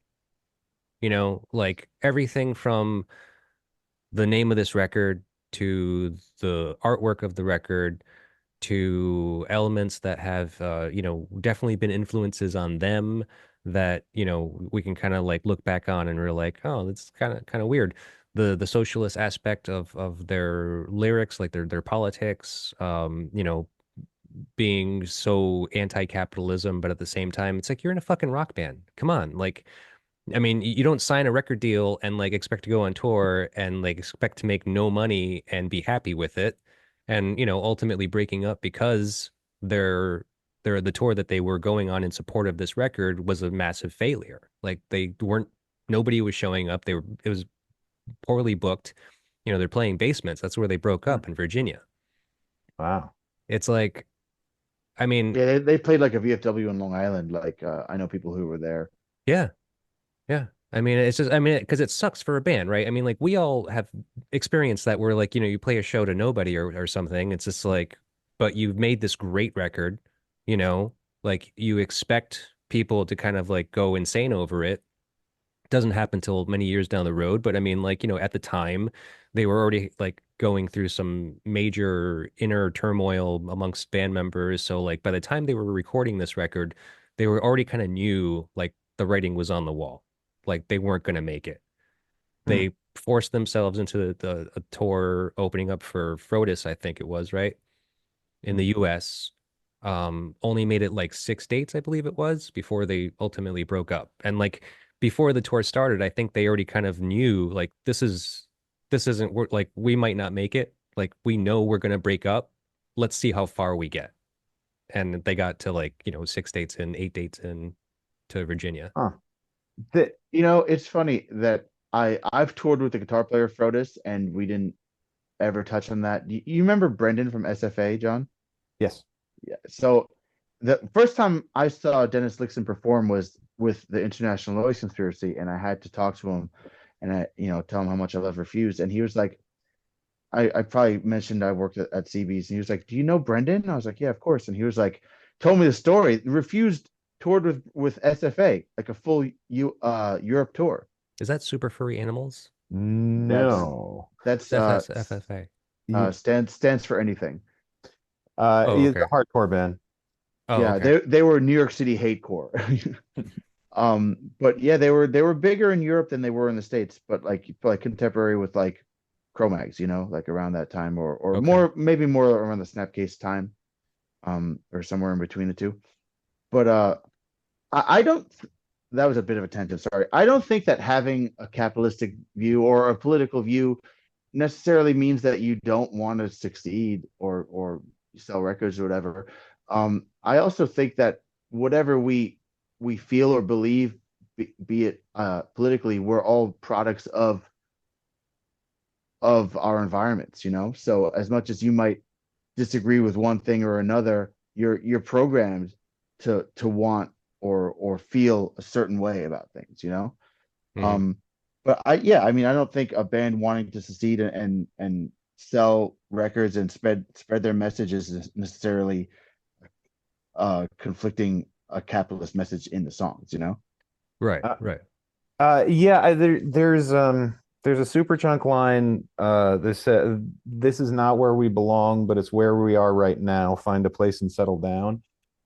You if you're so like we happen to share their politics, and if but if you can't pretend you're living in socialism, like you have to deal with the conditions that are surrounding you, and like yeah, to be to be a band, that means, being successful and making money, Well, you know. yeah. I mean, And and unfortunately, see, that's the thing. So to be in a band and to be successful, you have to be making money, because everything fucking costs stuff. I mean, like, you look at some of these, the more successful and bigger acts that are playing like, bigger venues and, higher ticket prices. I mean, I don't unfortunately know exactly what they sent like go home with every night, but the fact of the matter is like you see these ticket prices for like $50 and you're like, the place has got thousands of people in it at $50 a head. That's a fuck ton of money right there. But that's not all going to the band. They have to pay for, expenses, they have to pay for their crew and so Yeah. forth and God knows what else. And so, And the venue's taking a huge cut. obviously, yeah, of course. So I mean, it's just like what they go home with is not necessarily in relation to what we see as like the ticket price and then head count. the other Also, most bands that like I think that would be discussed on the podcast or any of the bands we know, with the exception, I mean, I've gone to see Bruno Mars, but like any of the bands we see, even playing like the biggest venue in New York for that's not an arena is like Terminal 5, and whatever the ticket might cost, 50 $60, and let's say the capacity is 2 or even 3,000, like that is, and they sell it out. That's what they're going to do in New York, and then they're going to play the next day and play to 1,000 people in whatever city it might be, and it won't be until Chicago. So they might play four more shows before they get to Chicago, where they're going to do another 3,000 capacity room. Sure. Right, Like right. I think that, I mean, the Melvins are, I think, very successful, but they're playing 500 capacity rooms, and Yeah. in most cities they're not selling them out. Um, Refused will might do two shows at Terminal 5 in New York, but they're not doing anything like that in Cleveland, Right, right. so you might do a festival or do a certain city where you're gonna, make a good amount of money, and that's gonna cover flights for the 4 or 5 band members and the sound guy and whoever else you bring in from Sweden. But then you're not making good money on the other shows you're playing. Sure, sure. I mean, but like I guess the main point is that like, very similar to like Rage Against the Machine. Okay. Like I love them. I loved the first two records I really like. But it's that thing. It's just like, okay, you guys are so anti-capitalism. You're so like, like politically charged. And, I understand that to get the message spread to the widest audience possible, you had to accept and even seek out a major label, deal. Um, as successful as they became, maybe wasn't what they were looking for, but at the same time, it's not like they were going to turn it away just because of their ideals. it, Sure. and they donate a lot of that money. Sure. Uh, like I think, Rage Against the Machine, Fugazi is another one like with political lyrics that they're not going to be changing the world. Like the lyrics themselves aren't going to, Sure. start the revolution. But like with Fugazi, like every show they played was, and DC was a benefit. I mean, I guess I'm sort of like bringing up the sort of the opposite model of like with integrity, not doing the major label thing. Um, Mm. but but yeah, I think the this is one of the things, Marx's goal was for us to have more free time. Like that is the goal of socialism and to communism, is that if we divide the labor equally, there's X amount of labor that takes, to produce all the goods and services we need. If that labor was divided equally and technology used appropriately, we could have a 10-hour work week. Mm. You Okay. know, um, so and that would give you the time to be in music, to do music. But since that is not the case that we live in, like, yeah, by any means necessary, I guess, Right. is my feeling, Okay. to get the time you need to make music. Right, right. Okay, so well, that's a bigger point of like, uh not social norms as far as like work is concerned. Mhm. I mean, like the the as far as what you're saying is Marxism is saying that like time is what we are striving for, right? More so than like we're not talking freedom, we're not talking about like political freedoms, we're not talking about anything like that. We're just like saying like No, actually, yeah, yeah, yeah. Free time means that. Like for Marx, communism was an anarchist state. The communism had no government. Socialism was supposed to transition us out of all the bad habits capitalism gave us, and so we evolved to the point where we don't need a government. hmm So yeah, and then so you have you work a few hours a week, and then he says something like you can paint in the morning and build a house at night without ever being a painter or a carpenter. You can human potential can flourish. hmm.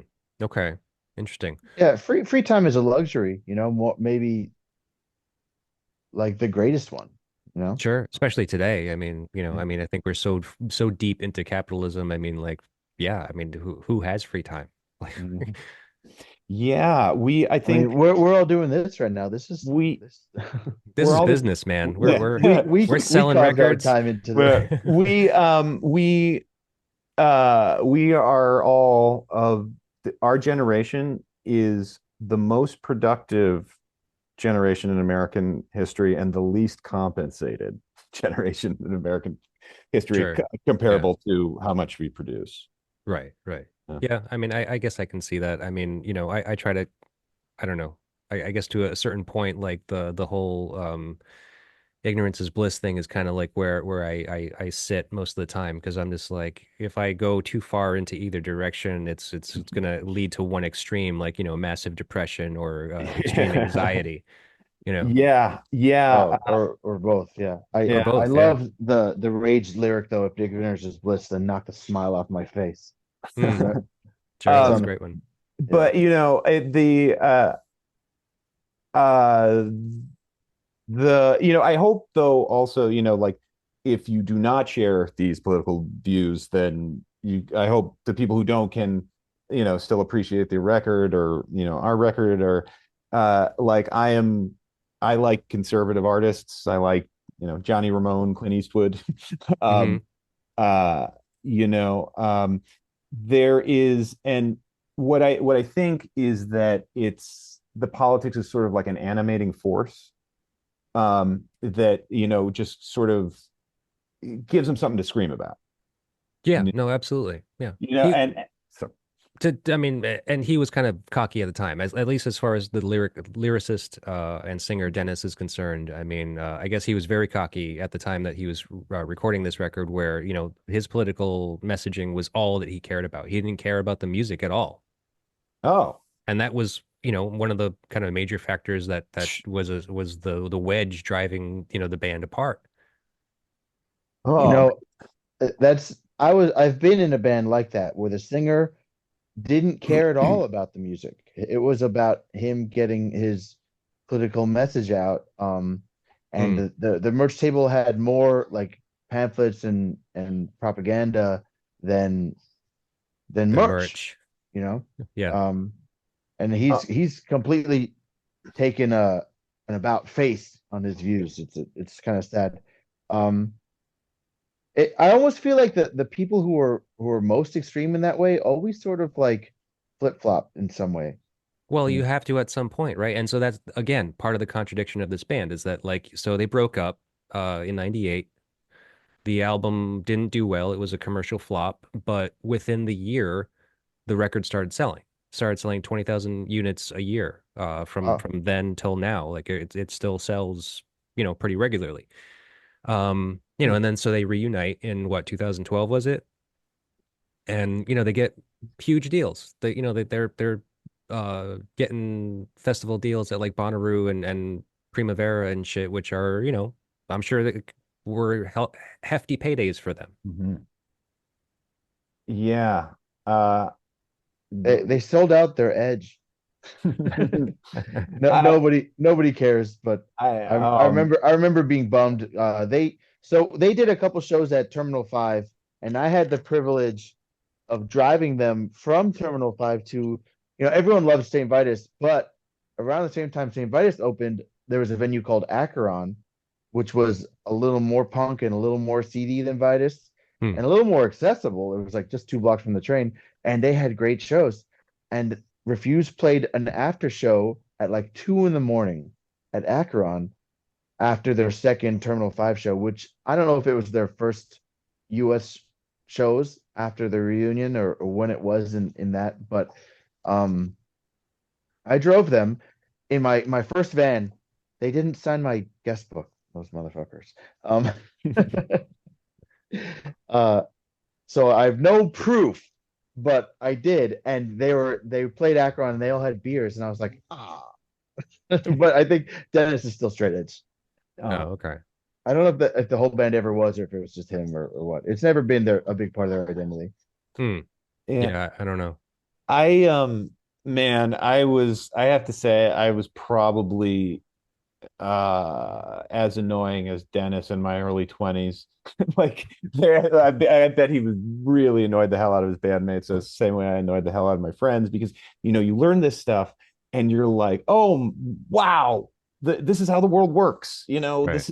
This is um and if just if only people knew, then they would Right. go. But I And think that, yeah, and therefore you share. And yeah, yes, exactly. I think time has said that, proven that that's not the case. That lyrics, I mean, their first song, their first album, or was no, the not the first songs to fan the flames of discontent was the title of their other record was taken from, that was the pamphlet of songs that were union fight songs oh, in, okay. like, in the 20s and 30s, and they would just, for everybody to sing and stuff. And yeah, maybe if you're part of a real thing like the labor movement in the 20s and 30s, like, you know music can be a condiment in making progress. Like, it can, preaching to the choir can fire up the congregation, but uh it's not the driving force in what, you know in change. It wasn't, you know the times they didn't change because Bob Dylan sang about it. It was because of the mass movement that Sure. happened. And so, there's a lot of really political stuff on our record, but it's like, I'm under, no illusion that it's going to do anything politically, except it's on my mind. Sure. It's the thing that create, like, I get really pissed about. And it is like an animating force that sort of, that can push stuff out of you, Right. um uh the to the like the guy who, like, the Marx's polar opposite was, Ayn Rand. The guy who created Spider-Man was really into Ayn Rand, like, and I, do not agree with her views, but you can sort of feel it animating Steve Ditko, like in his drawing, like, you see this, like, rage at the world Hmm. that Okay. really comes through. Yeah. Huh. And Have yeah, you have you Go ahead. so yeah, and like, and I love that. I love that. So I hope somebody who doesn't have a bone to pick with capitalism, a few to break, uh, can still enjoy the record. I mean, I do, Yeah. I mean, that's the thing is it's like, I mean, I don't listen to albums kind of for the messaging necessarily. And like it's actually surprising to me that you're saying that your album the Triceratops Charge is has any political ideology at all. I didn't catch it. I mean, I followed along with most of the lyrics and I was been listening to it and I just didn't hear it. Yeah, well, the main one, the most political one's neoliberal bedtime routine, was about, um, basically, the chorus is, "Hey kid, I know how much you hate that I get home so late." Oh That's yeah. about us all having to work more, and it happened to me, like, I was on the train. I like my second job, got off early, and I was super excited about it, even though that meant I wouldn't get paid for it, because I could see my kid before he fell asleep. Right. And then the train broke down, and I didn't. And the train and in New York City, there's a very specific reason why trains don't work, which is signal problem failures, and it could be fixed. But instead, a dozen people have an extra wing on their yacht, you know? Right. Yeah. And so just that, like, yeah, like I said, it's an animating force. Well, Mhm. efficiency expert's also kind of political. Oh yeah. That's their most refused song. Um, but yeah, but I do, and I mean, I don't know how song by song you want to go, but that is a great, um, that is a great opening line. You agree with it or not? Um, and but Is it that yeah, sorry. is it your line? No. Sorry. Yeah. Yes, this is Got a bone to I like pick with no, capitalism. I got a bone to pick with capitalism and a few to break. Oh yeah. No, that's from Yes. this album. Yeah, that's but from but I'm this album. saying, Sorry, yeah. I thought you were talking about your song, So- Existentialist. What is it called? No, efficiency expert. So Efficiency expert. I'm sorry. these were the people who would choose who gets laid off in the night, like in Office Space. They're Oh, okay. not Yeah, gonna yeah. work here anymore, guys. And so the lyrics the lyrics of the verse are actually an anatomically accurate description of what office work does to your body. Hmm. And like from sitting all day and being stressed out. And then, the chorus is because when we crash through your ceiling, we deserve what we're stealing. So that's the most, Dennis Lixon like vocal delivery I have. Hmm. Um, Okay. uh, So let's see. We should probably talk about a couple of these yeah, tracks. I have yes. only a few questions for you based on some of the songs. Specifically, "Liberation Frequency" is one of the tracks I'd like to kind of touch on. Mhm. And I just kind of have it written down here that it says, "What a missed opportunity." I heard that this track was supposed to be the song they made the video for, and I guess ultimately, be their first single. Um, as opposed to what was the single, New Noise ended up becoming Yeah. the single, right? So, Yeah. Sorry. okay. I don't Um, know like what a single is. I don't know what that means really. But, Well, I was going to ask you, I mean, like, do you have any singles for your album? oh yeah. What is that? So We we will released one song before the record came out. call Yeah. We Will Shatter. That's sort of the one that people have been talking about. The opening track, Can't Stop Now, we have a video for. That's sort of up there. And then Did there's you say Can't Stop Now? no Can't Take You. Sorry, that was a Strikes Against song. Can't Take You. And um and then there's a song, I'll Go If You Go, which is really sort of actually brings us to Liberation Frequency, which one thing, I mean, I think it's probably the most straightforward song on the record. But it really does the soft, loud, soft thing. Yeah. Like it is to me the ultimate soft, loud, soft song. It's like when the band kicks in on the chorus, it's almost like the singer also hit a distortion pedal, and everything just gets so huge. Right. And then at the end of the song they do both at the same time. yeah, and which is something that happens. Like there's moments of restraint on this, like Summer Holiday versus Punk Routine also. And I think that there's a lot of like potential energy built up in there, and like um it takes a lot of confidence, like I to not go all the way when you can. And I think the fact that they hold back also, just like the electronica and the different stuff, it adds to the re-listenability. And but it also, like, the fact that they can go there and they're choosing not to, Hmm. like yeah, it gives it, like I said, this like potential energy. It's like there's a tension there, Yeah. you Okay. know. Sure. Well, then the next song, The Deadly Rhythm, this is probably a good example of that because this is the song that kind of incorporates a lot of, probably the most jazz elements on the album. And for as a first time listener, I was just like super excited to see like a song on an album called The Deadly Rhythm. I was just like, what is this song gonna do? Like, I hope that it lives up to its name, and it does. It's a really great song. So I think with the deadly, instrumentally that song is it's untouchable. Like I that's probably my favorite song on the record, maybe. hmm, Hmm. It's a good Yeah. one. yeah, it's like so with weird timing stuff, non-traditional time signatures, like there's the way of doing it uh like where you don't notice, like all you need is love, the verses in seven.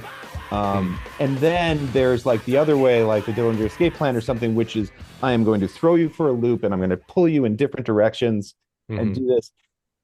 And this does something like one line on New Noise is we lack the motion to dance to the new beat. It comes in and it's like throws you for a loop, and then you get this, then you feel the groove. Like even though like so you are dancing to a new beat. It's sort of knocks you around, and then you sort of like you plug in and oh okay, here's how I bop my head to this, you Right, know, right. and you feel the whatever it is, the groove. Yeah. Interesting point though. I heard it somewhere. I can't remember where it was that I heard it though, is that someone made a point to mention how this song starts off with like that jazz kind of Uh-huh. interlude or something, Yeah. right? Yeah. So it kind Yeah. of starts Yeah. off and you hear the jazz playing Yeah. that percussion, Hmm. and it cuts right into them Yeah. playing, and Yeah. he's playing that beat. He's playing that rhythm. That So yeah. it's just like they're showing you that like we can do jazz just like these guys, but we're making it this new thing. We're kind of, incorporating hardcore into it. So is that a sample? The first part is, yeah, Okay, I didn't know that. I think so. I'm Yeah, pretty yeah. I sure it think it's like is. Charlie Parker, maybe. Um, that's funny. Yeah, like I like thinking about it from like a haha, we can do this too. Like that's sort of we very well could be the motivation, but like I don't know. This to me it felt more like we were talking about Kurt Cobain, like saying like here's our lineage. Oh You yeah, it's know? an homage, I'm sure. Yeah, yeah, Well, that's the thing too. I mean, so like a lot of the things that I have about this band is the whole homage thing, like and how much homage they pay to so many people. But like this, oh yeah, yeah, so yeah. you know, this is basically where they got the album Yeah. cover from. So what is that? This is Ryan the Coalition, also known as Rye Coalition, Right Coalition, yeah. 1994 release of their little 7-inch EP Teenage Dance Session. I'm gonna have to get one of those. Yeah. I have it right here, man. You want it? Yeah, I do. That's good. It's But been on my website uh, for sale for fucking years now. Oh, It's actually no okay. one's ever bought this thing. how much Oh, is it? well, I don't remember, but I mean, well, I don't know, Is a it few bucks. It's we'll hundreds? not race, no, it's not expensive. race you No, it's to it. not I mean, expensive at all, I actually. will buy it Okay, after we sign off. sure, sure. Go to Hey, my website. I don't know Rye Coalition, but I know Hardcore. that yeah, I know Yeah. that they've been mentioned as an influence on Refused and Nation of Ulysses as well. Yes. Yep. I was going to Who mention them too. I Yeah. don't know them either. They're great. Yeah. Um, Interesting. I kind of when I heard it was something called Teenage Dance Session, I kind of figured it was sorry, my cat.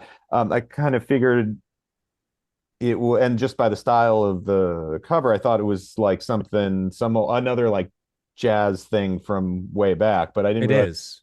It is. it is. Yeah. I mean, Oh, Right Coalition stole this idea from another album, which oh, was a 50s kind of like jazz or okay, bop album or something like that. Yeah. okay, So I mean, it's kind of vintage looking for a reason. I mean, I yeah, think that like in this artwork, like you can kind of see where there's like some legitimate old yeah, photographs of like teens, yeah, and it was yeah. actually the album they stole it from was called Teenage Dance Session.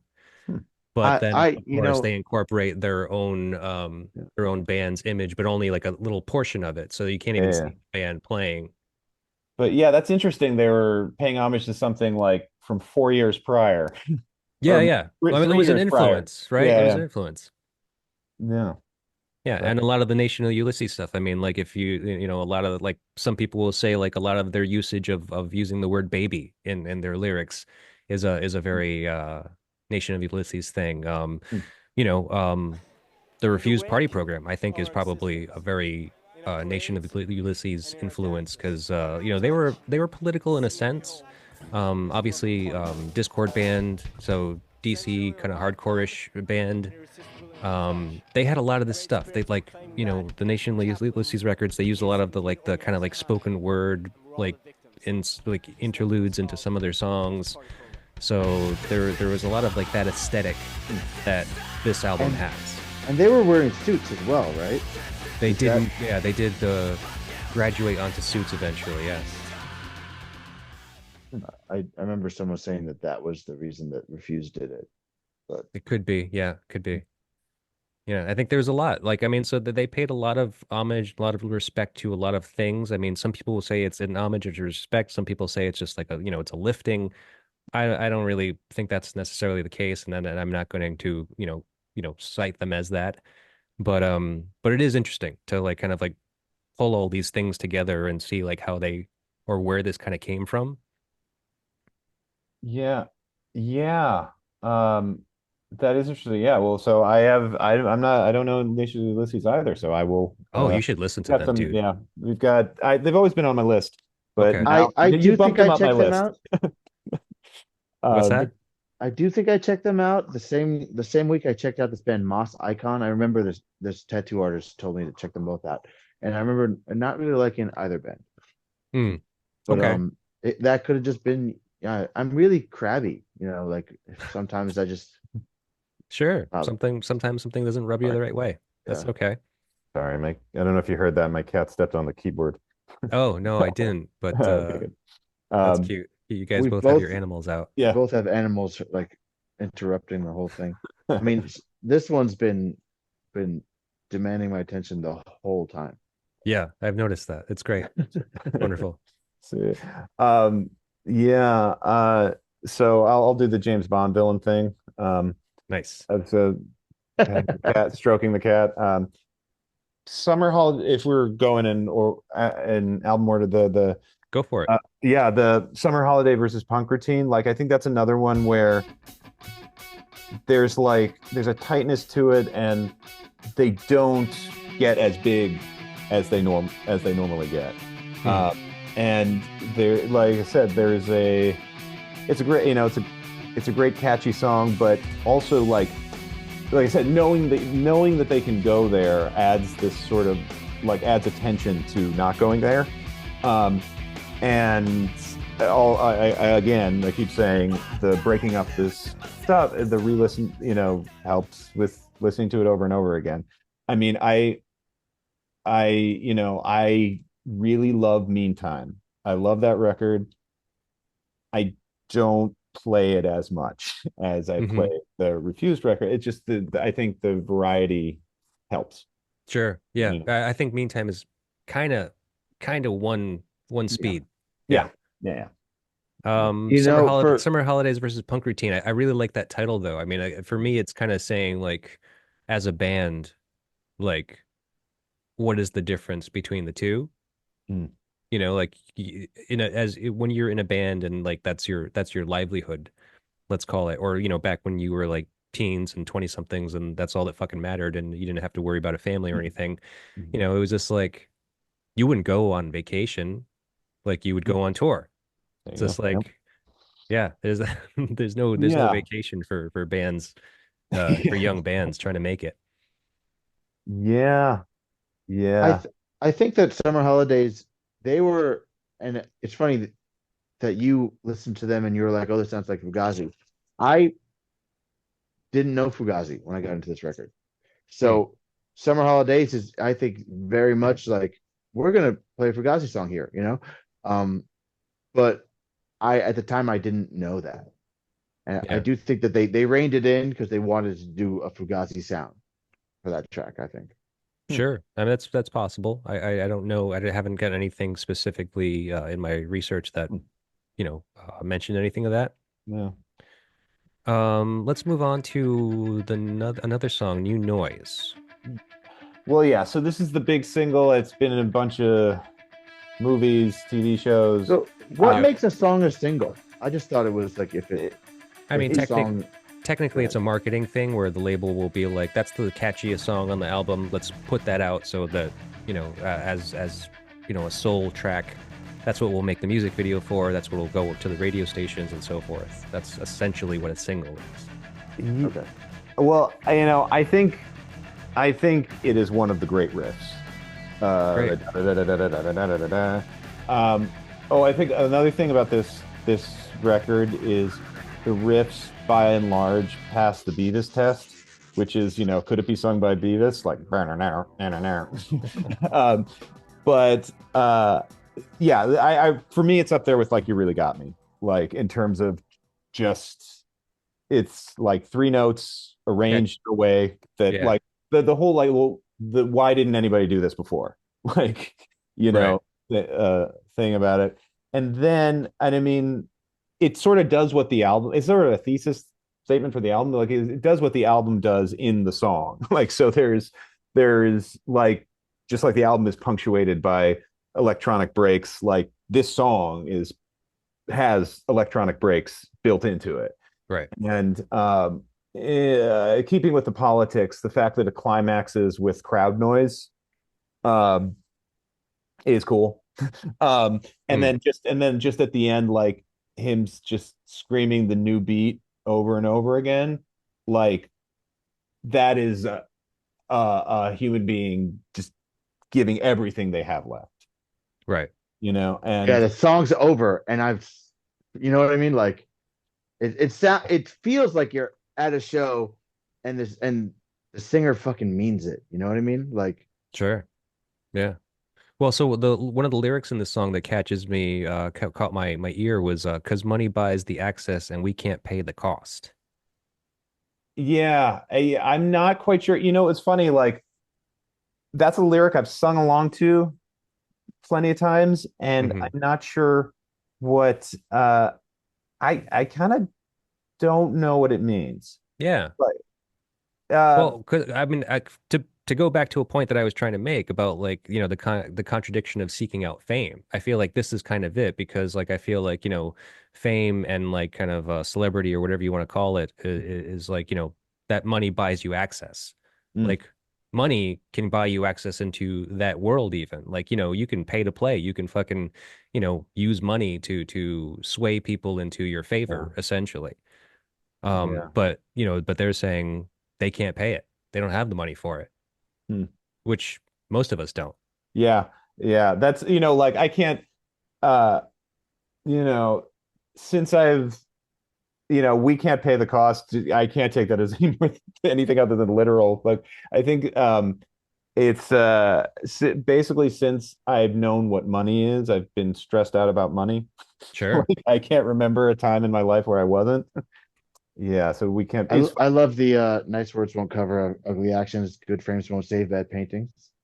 Oh yeah, I like that one too. Yeah. But in terms of like interpreting lyrics and stuff, like I maybe like a year ago, the Dinosaur Jr. song "Feel the Pain." Hmm. Um, there's pretty much one line he says over and over again. I feel the pain of everyone, and then I feel nothing. And I thought, and about a year ago, I said to Josh, that's actually a really good description what it is to be a depressed artist. Um, and then Josh was like, I really don't. I've never thought about the lyrics to that song. And I said, I haven't either until just now. In 20 years, we could sing you all the solos. Uh-huh. We covered it on that tour. And like it's one of our favorite songs, did not think about the lyrical content until Sure. very recently for a song that has one line. Right. Yeah, I mean, dude, I don't do it usually. Typically I Mm. don't. It's only when I do this show and I'm trying to like Yeah. analyze music and shit that I bother getting into the lyrics and unfortunately reading into them sometimes. Yeah. Well, see, I will say that whenever I do what you do and read the lyrics, I most of the time I love it. Like most of the time it really does add another dimension. Like Sure. um and it takes like a concentrated effort as opposed to a concentrated effort that is slightly different from normally the way I listen to music, you know. Certainly. Yeah. Because yeah, I mean you literally are reading along like with Mhm. the lyrics as they're being sung, you know. I mean Yeah. it's definitely a different experience and it definitely kind of opens your eyes to process, Yeah. to intent, to a number of different like ways to look at music really. Yeah. So I don't do it often. I only do it for this show really. But look, there's only a couple Fun when it more works out. points I'd really like to make before we wrap it up here actually. So I'd like to jump to Refused or Fucking Dead. Mhm. I think I pronounced the G. I think it's supposed to be fucking, not No. fucking.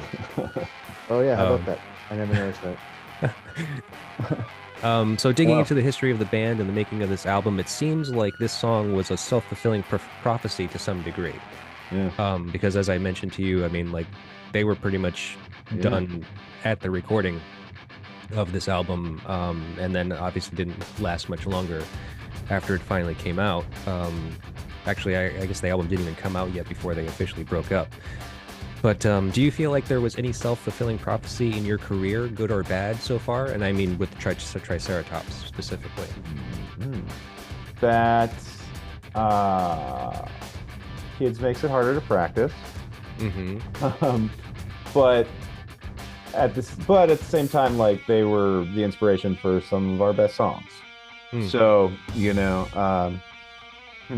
self-fulfilling prophecy. Yeah, maybe working with Learning Curve, maybe the way you Yeah. met each other, maybe the band name, anything like that. Yeah, I think the meeting at CB's and then basically like having sort of the same, basically both sharing that Nirvana revelation moment. Like we were younger than everyone else at CB's, and so they were adults when they heard Nirvana first, and it wasn't as like doesn't get like laced into your DNA in the same way. Mm-hmm. You Right. know, they for like that first song, that first practice where we wrote the song, like that felt prophetic in the sense that like Josh and I really Melvin and I really link up or just have very similar sensibilities. Like and when we wanted like most of the ideas, it's rare we disagree when it comes to uh so if somebody's really passionate about idea, the other person usually thinks it's cool. Mm-hmm. You Okay. know? Yeah. And being a two beast, that's great Yeah. because then you Yeah, have yeah. very little to argue about. There you go. Either it gets done or it doesn't get done. Yes, there you go. Um, but I think calling ourselves the Triceratops, obviously we're a two-person band, Oh, yeah. the three-horned dinosaur. Yeah, I don't know. Yeah, the name, like we were just floating around a lot of different things. I guess when I was a kid, like carnivores and herbivores with dinosaurs sort of like broke down on good guy, bad guy lines. Mm-hmm. And so I thought like the Triceratops was the coolest good guy. He's the only one who could beat T-Rex in a fight. Mm. Um, so the only herbivore. So uh and I'm vegetarian, Josh is vegan, so yeah, Okay. we Kind of use makes that. sense. Yeah. Melvin, did you have anything to input as far as like if you think there was any self-fulfilling prophecy that you guys were that achieved? Um, no, I can't think of anything like that. I also never thought about that for that song, and now I'm trying to analyze the "We express ourselves in loud and fashionable ways." That's that song, right? Here's Yeah. your secret. Is it? I don't Feeling remember. I don't Yes, know it is. lyrically. Yeah. Yeah. Okay. Um, I've always loved that. That's a real climax of the whole record for me. hmm. It's like that one. It just opens up and it's so anthemic. Uh, Hmm. Um, I I think like this record has like a subtitle, which is something like a Oh yeah, chimerical Chimerical in 12 short bursts or bombination. something. A yeah, chimerical Bombination. abomination in 12 bursts. Yeah, so yeah. I assume bombination is instead of combination, like what you're Oh, I saying, thought it was like an assault. like what I think probably both. What you're like, this is sort of like my mind's kind of blown by this because like you could one way of like looking at it from that perspective, you could see is a band flying apart, you know, all these disparate elements, going, and then there is something like so it creates like this chimerical tension, you know. Mm-hmm. Actually, so the definition of chimerical is of a mythical animal formed from parts of various animals, and then Yeah, that's bombination means the act or sound of humming or buzzing. huh. Huh. Yeah, So a coalescing of sound. Okay, so well, yeah, all I right, guess so. cool. Um, Basically, they're saying this is 12 songs. yeah, but like so the chimera couldn't stick together. Um, Right, right. Or a different kind of interpretation of that would be if you use it in biology, like the oh, relating to or denoting an organism containing a mixture of genetically different tissues formed by process such as fusion or early embryos, grafting, or mutation. Uh, cool. yeah. So I mean, I essentially, it's like the mixing of things. You're Yeah. making something out of multiple different elements. I've never dug into that. Like I've read it thousands of times. I've never thought to look up those words or Yeah. question what that means, you know? Happy to I help. just yeah, thank you. To me, like if I processed it at all, I probably read it as chemical, you know, like Right, right. Yeah. All right. Well, look, there's only one more point I'd like to make, and it comes with the song "The Shape of Punk to Come." Mhm. There's a quote from Dennis Lixen, I believe is how you pronounce his name. It says, quote, "We could have called the record 'Fuck You.'" Uh, and this was at the time of the record's 20th anniversary. Quote, "There was a lot of contempt in that title, and it fitted the vibe of what we were trying to do, which was to break free from the constraints of the scene." End quote. Huh. So what could you say about the title of your debut album, Charge? Uh, well, um, we want this to feel driving or like we when we play like we have this sense of momentum. Even like sonically switching things up makes the album a breezier listen. And also just like every time we get on stage, we want to give absolutely everything we have. Like we when we played the Caterwall Fest and somebody had to run and and hold the amps because we were the bounciest band there apparently, like, and so from our pogoing stuff that was gonna, and Josh Melvin really hits the drums very hard, so we almost knocked the amps off the stage and we're very proud of that. So Nice. so yeah, so I guess, and it has an exclamation point just because it's it tells you how you should say it. And and also my old band Strikes Again had an exclamation point at the end of the name, so Okay. is it true to that? you know, I don't think I ever thought about the name. I think John was like the record's called Charge, and I said okay. You know, It's like that's fine with me. Okay. Yep. yeah. Well, I That mean, is it works. It works in a different number of different ways, I guess. Because if your band's called the Triceratops. As a matter of fact, I think when I yeah. first saw your like like bio promo thing, I think I read it all together, like the Triceratops charge. Oh, yeah. Um, which it makes sense. I mean, like Yeah, yeah, yeah. So, it's got a little bit of a militant vibe to it. It's you kind of think about old uh cartoons where it's just like go mhm. charge. Yeah, exactly. Yeah. It's just like you're kind of like charging into war or you're taking Mhm. on someone or something. And but you're talking to people on your team as well. It's like everybody, let's charge together, Right, you're it- bringing everybody together for y- a unified cause. yeah, or yeah, or just, or yes, a unified experience. but charge is something you say to your comrades, to your allies, Right. Right. and so that's sort of the feeling we want to generate. Right. Plus your music is, as you said, it's driving. It's definitely energetic and exciting. So it's got that Thank going you. for it as well. Great, awesome. Thank you. Yeah. Yeah. Well, I'm very excited to speak with you guys. I spoke with somebody recently where I made a point to, tell them and let other people know, obviously, that your band happens to be one of these things where I just kind of got an unsolicited promo, an Oh, advanced copy of the record.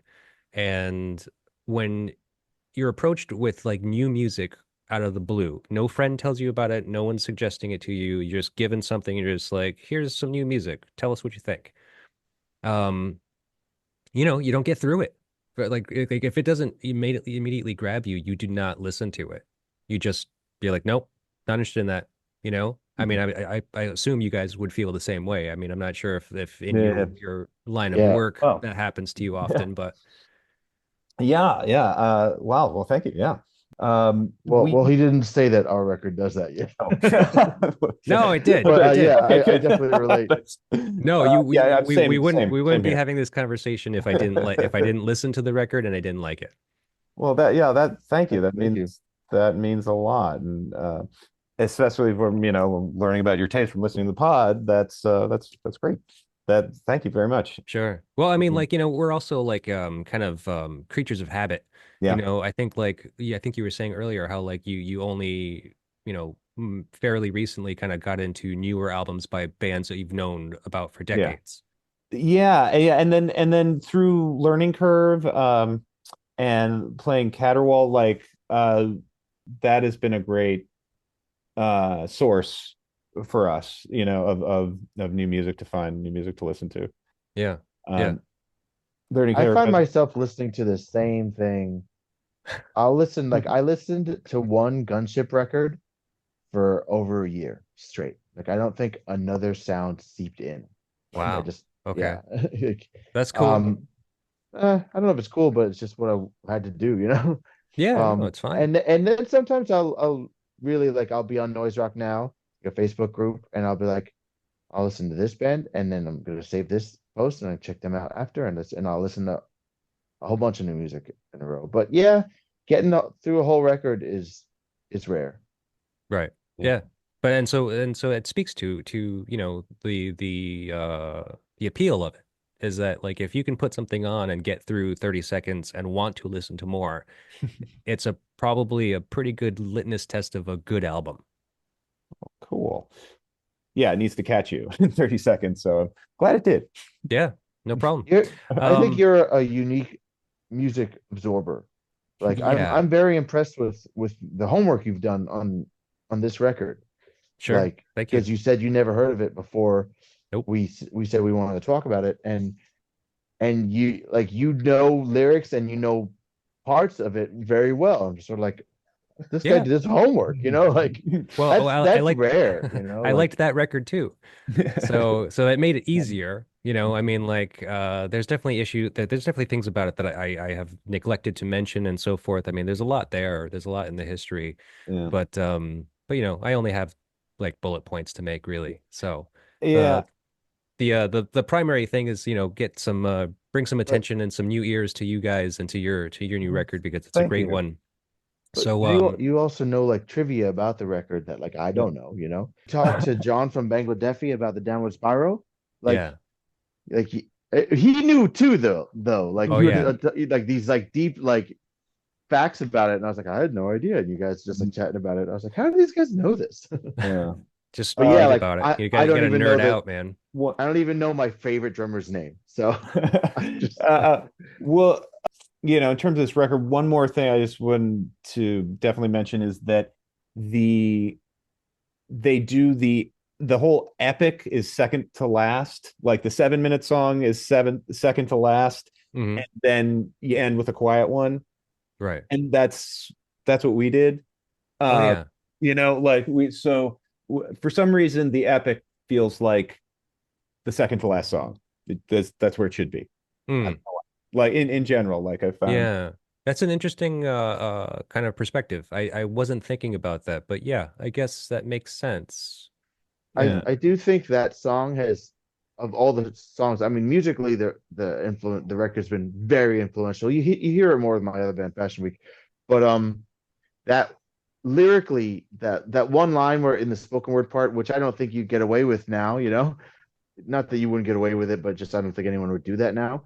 But the he says like even the decisions that you don't make, and I'm just sort of like I struggle with decision paralysis Hmm. like every day, and I always think about that lyric and just be like, just fucking decide, man, like just do it. And I would say that line has influenced me for over 20 years. Like I think about that like every day. I think about that lyric. Hmm. Wow. Okay. Cool. Well, obviously this was very important to you guys, so I'm happy to have spoken with you guys about it. Can you tell me what's up for the band now? Like, obviously you have your record release party happening in 2 days, I think. Hmm. 2 days, and then we've got the 22nd, the 23rd, and 24th. We're Right. Richmond, Baltimore, DC. Of yeah. November. Yes. Yeah. Yes. Okay. So And then we don't have anything else booked at all. It's a bad yeah, time. Holiday yeah, seasons, yeah. winter. You don't want to do it. You don't But want Yeah. to but get the right on record the is ice. out now officially, Hmm. right? Yep. And you also have it on vinyl. Hmm. Yeah. Yeah. It's a pretty great feeling to have a record, to have a vinyl. Yeah. Like this is my first time getting pressed with songs I wrote on vinyl, and it's I've got it cool experience framed to hold. framed on the wall behind my phone. Nice. Cool, man. Well, congratulations on it. I mean, it's Thank being you. released through Learning Curve Records, and I imagine I'll find all the links for it to put into the show notes where thank people you. can pick it up. But as far as tour dates are concerned, you have those 3 shows coming up, and then yeah, I don't know. Hopefully, people will find you. Hopefully, you'll make it out to some other regional acts, regional areas. I'm in Rhode Island. I'm not very far, so Yeah, You're we're definitely welcome. looking around there. Okay, absolutely, we'd love to. what are you doing with your cat, man? What's happening? Oh, geez, she is. I was looking something. Oh, yeah, she was put her face right over the Yeah. camera there. Cat antics. Gotta love it. All right, guys. Well, look, I gotta get going. Thanks for doing this. I appreciate speaking to you. I really appreciate getting to know you guys better, and we'll hook up. We'll hook up in the future. All Thank right, you so much. thank you. We'll see All right, you no later. problem, guys.